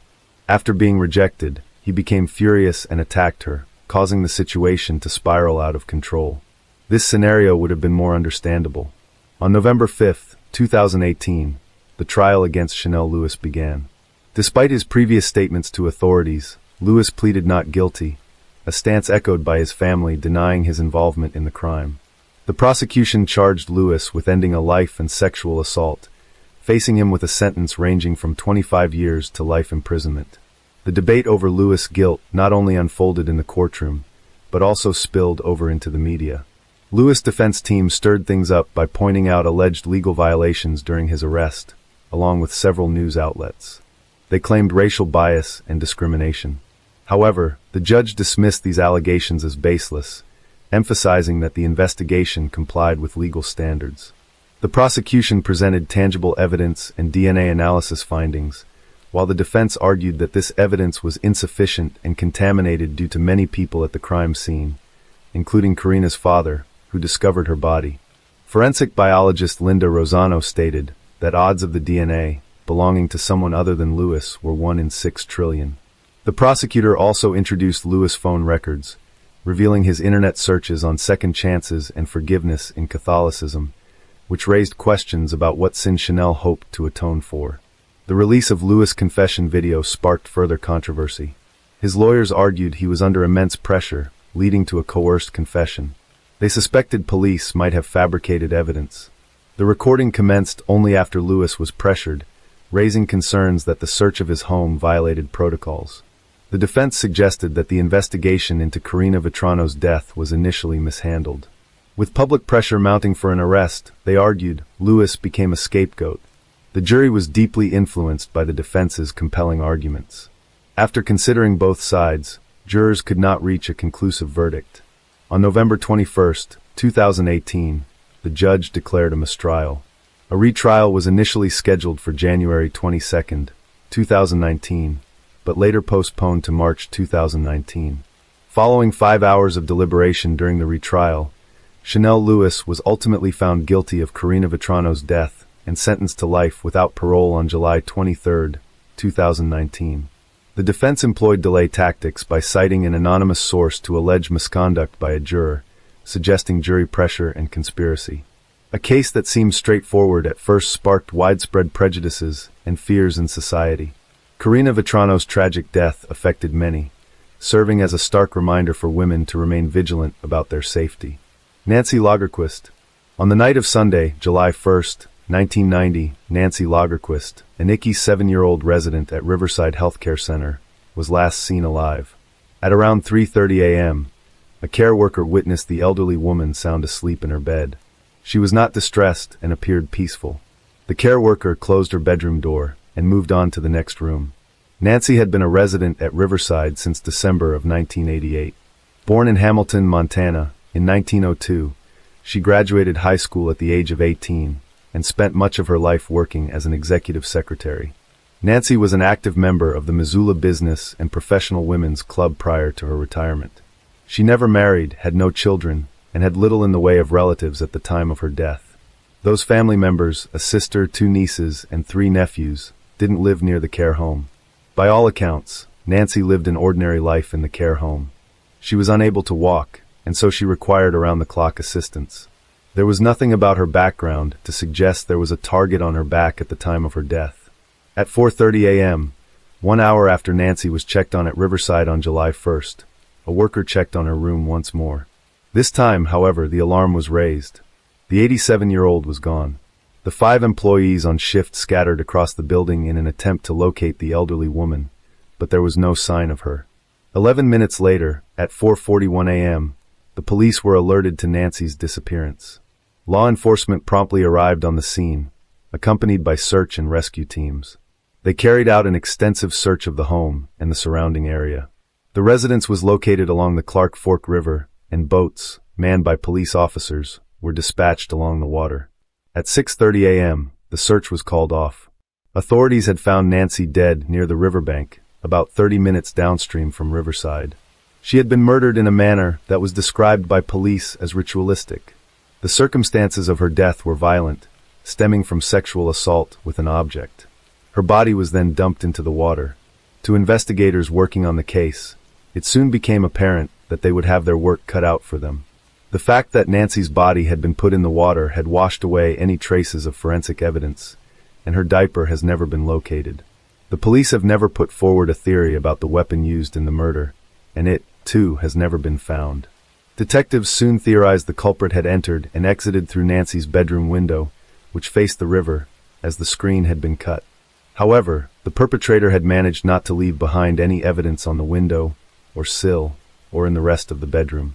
Furthermore, none of the alarms had gone off at any of the entrances, and all were in working order. It's unclear if the home was dusted for prints, but given the amount of staff, residents, and guests coming and going from the home, it would have been a very arduous task if it had. The only lead in the case was a man seen by a member of staff at around 4 a.m., walking through the tar park of the neighboring Missoula Athletic Club, away from the river and towards East Broadway Street. He is described as being white, between the ages of 30 and 40, and weighing around 180 to 200 pounds. He has light brown, collar-length hair, a mustache and brown-rimmed glasses, and was wearing an untucked white and brown striped t-shirt, tan-button front shorts, and white tennis shoes with white socks. His t-shirt was longer at the back than the front. This man was never considered a suspect, but was wanted for questioning. However, it's unclear if he ever made contact with the police, or was even identified by them. Reportedly, the description led to the police becoming inundated with reports. Due to Nazi's minimal family ties, a family connection was quickly ruled out, after which the authorities turned their attention to staff members. Staff at the care home would be familiar with its layout and its security measures, and would know who was best to target. Investigators felt that the murder could well be an inside job, and homed in on one male staff member in particular. He was eventually cleared of being involved, but left the care home less than a month later. It is unclear why he left. After ruling out the staff member, the police began to look at the possibility that the crime was the work of an outsider. They noted that security focused on the doors to the home, not the windows, and speculated that Nancy was picked because she was in a room facing onto the river, and was not targeted for any reason more specific than that. They interviewed a man named James Bailey on multiple occasions, but eventually dropped him as a suspect. Eventually, detectives looked back at the witness statements they'd collected regarding any other potentially suspicious deaths in the home.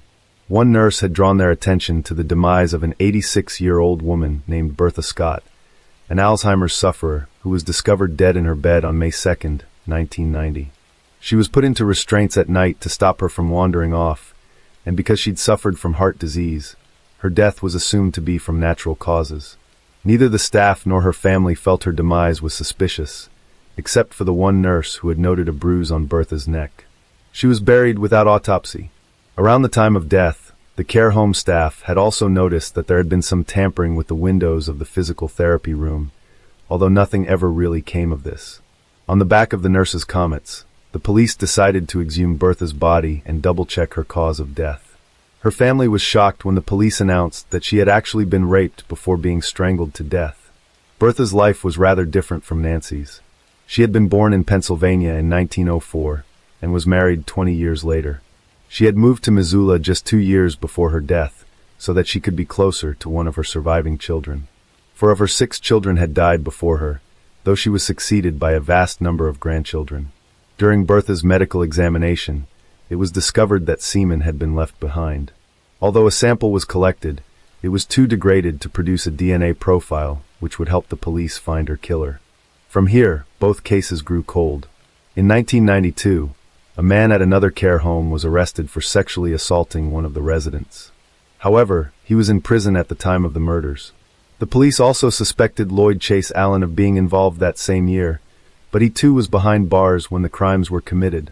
In 2002, the Missoulian reported that several of the care home residents had spoken of a man who roamed the halls at night, but staff had never been sure if he was real or not because the residents' memories and testimony were often unreliable. It's possible this man was real, and that there are more cases like Bertha's where residents were killed, but it was deemed that they had died from natural causes.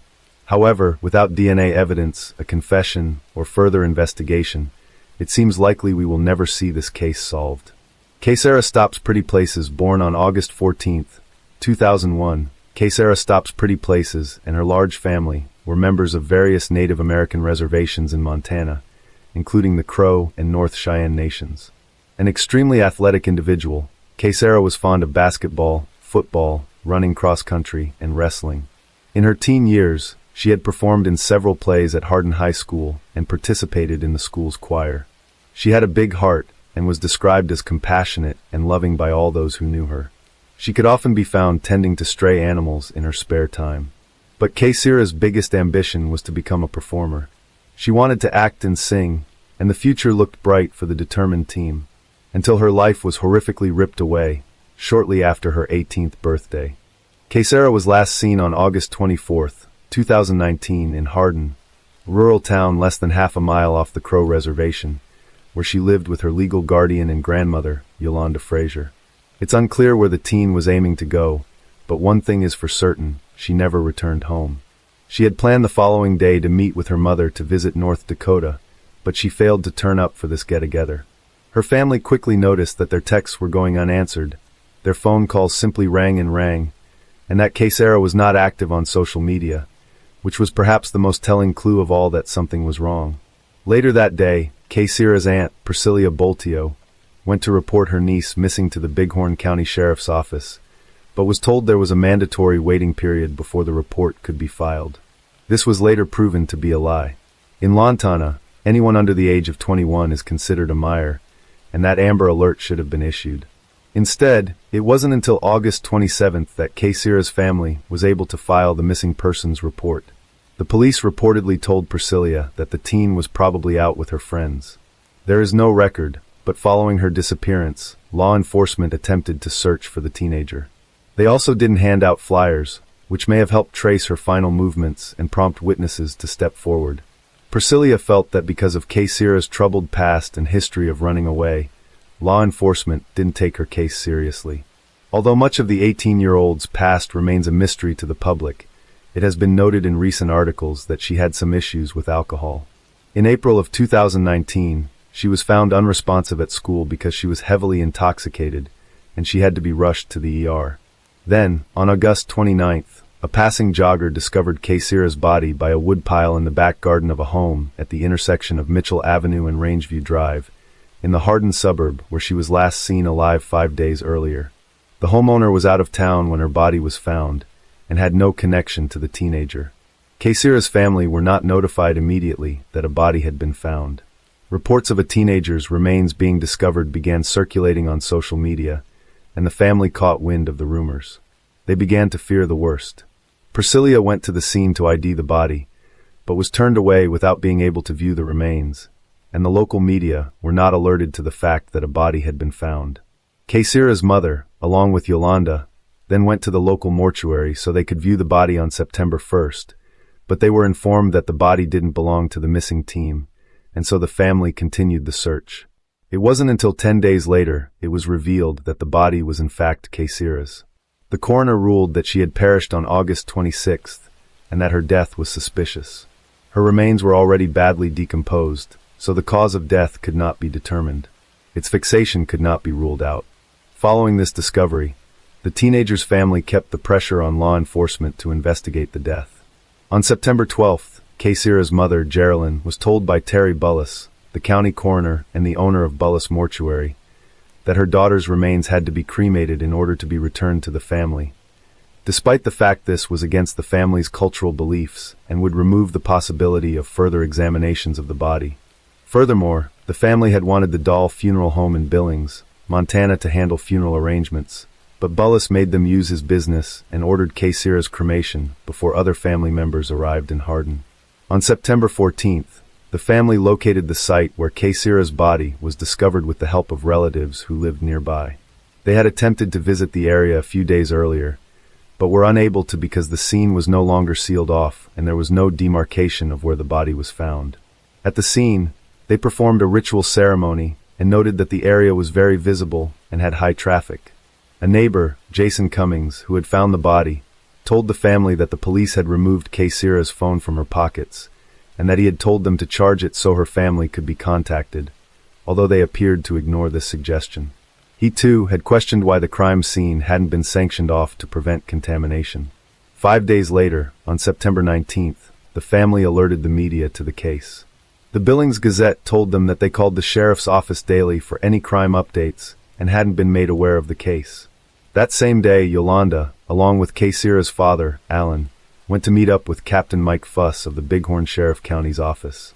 When they asked why Fuss had not made contact with the family or returned their calls, he told them he had been preoccupied with other cases. When they asked why the crime scene had not been sealed off, he He explained that if investigators arrived on the scene before uniformed officers, then they did not need to seal off the scene. According to Fuss, the scene was only sealed off if officers arrived first. Then, Yolanda and Alan asked why law enforcement had not charged and turned on Kaysira's phone. Fuss was reportedly surprised that the family knew about this, and he said that the battery was dead, and so they didn't attempt to use it. Kaysira's family countered this by noting that they could have charged the phone and looked at her recent communications, but Fuss said they couldn't get into that phone, and that not even the FBI could. Furthermore, Fuss implied that Kaysira had died from alcohol poisoning where she was found and seemed angry when the family told him they were offering a $5,000 reward for any information. He also revealed that the original investigator on the case, Jeremy Middlestead, had stepped down because he, quote, couldn't handle it. Notably, Kaysira's family were not interviewed by law enforcement until this time. They also spoke with the Bighorn County Attorney, Jay Harris, who told the family that the coroner, Terry Bullis, had a conflict of interest in his position as a funeral home business and the county medical examiner. Harris also noted that Bullis tended to quickly determine the cause of death as exposure to alcohol and natural causes under his charge as coroner. However, Harris was otherwise reportedly brusque and rude towards the family and failed to provide them with clear answers to any of their questions, at one point telling them, "How do you know that nothing is being done?" On the 23rd, the family were notified that no missing persons report had been filed for Kaysira and that her name was not in the missing persons database. A week later, the FBI declined to take the case on, stating they needed more evidence that Kaysira was murdered on the reservation. Interestingly, just days before Kaysira vanished, she had filmed a video of several police officers beating her 15-year-old wheelchair-bound brother and uploaded it to social media. The incident involved several deputies from the Bighorn County Sheriff's Office, leading to several officers being reprimanded. It is believed one of the officers who responded to the scene where Kaysira's body was found was one of those involved in the beating. This has sparked much speculation that the police were involved in her death or opted not to investigate in retaliation for Kaysira attempting to hold them responsible for their actions. In August of 2021, 2 years after the teenager's death, a fresh report revealed that 4 witnesses had been discovered. The statements of these individuals are not fully consistent, but generally describe a series of events which led to an argument outside of a home on Rangeview Drive at around 3 a.m. on August 26, 2019, involving Kaysira and 3 other unarmed individuals, including a 17-year-old girl, 19-year-old woman, and 23-year-old man. Some reports mentioned that Kaysira had been hanging out at the house and that an occupant had purchased alcohol for her. Reportedly, her blood alcohol level at the time of her demise was 0.149. The argument that had occurred that night led to another nearby homeowner setting off his car alarm, hoping it would cause the group to flee. They did, scattering in different directions. Kaysira was last seen heading towards the area where her body was later found. The new report also mentioned that no foreign DNA was discovered underneath her fingernails and that she was diagnosed with asthma shortly before her disappearance. Kaysira's case is still unsolved.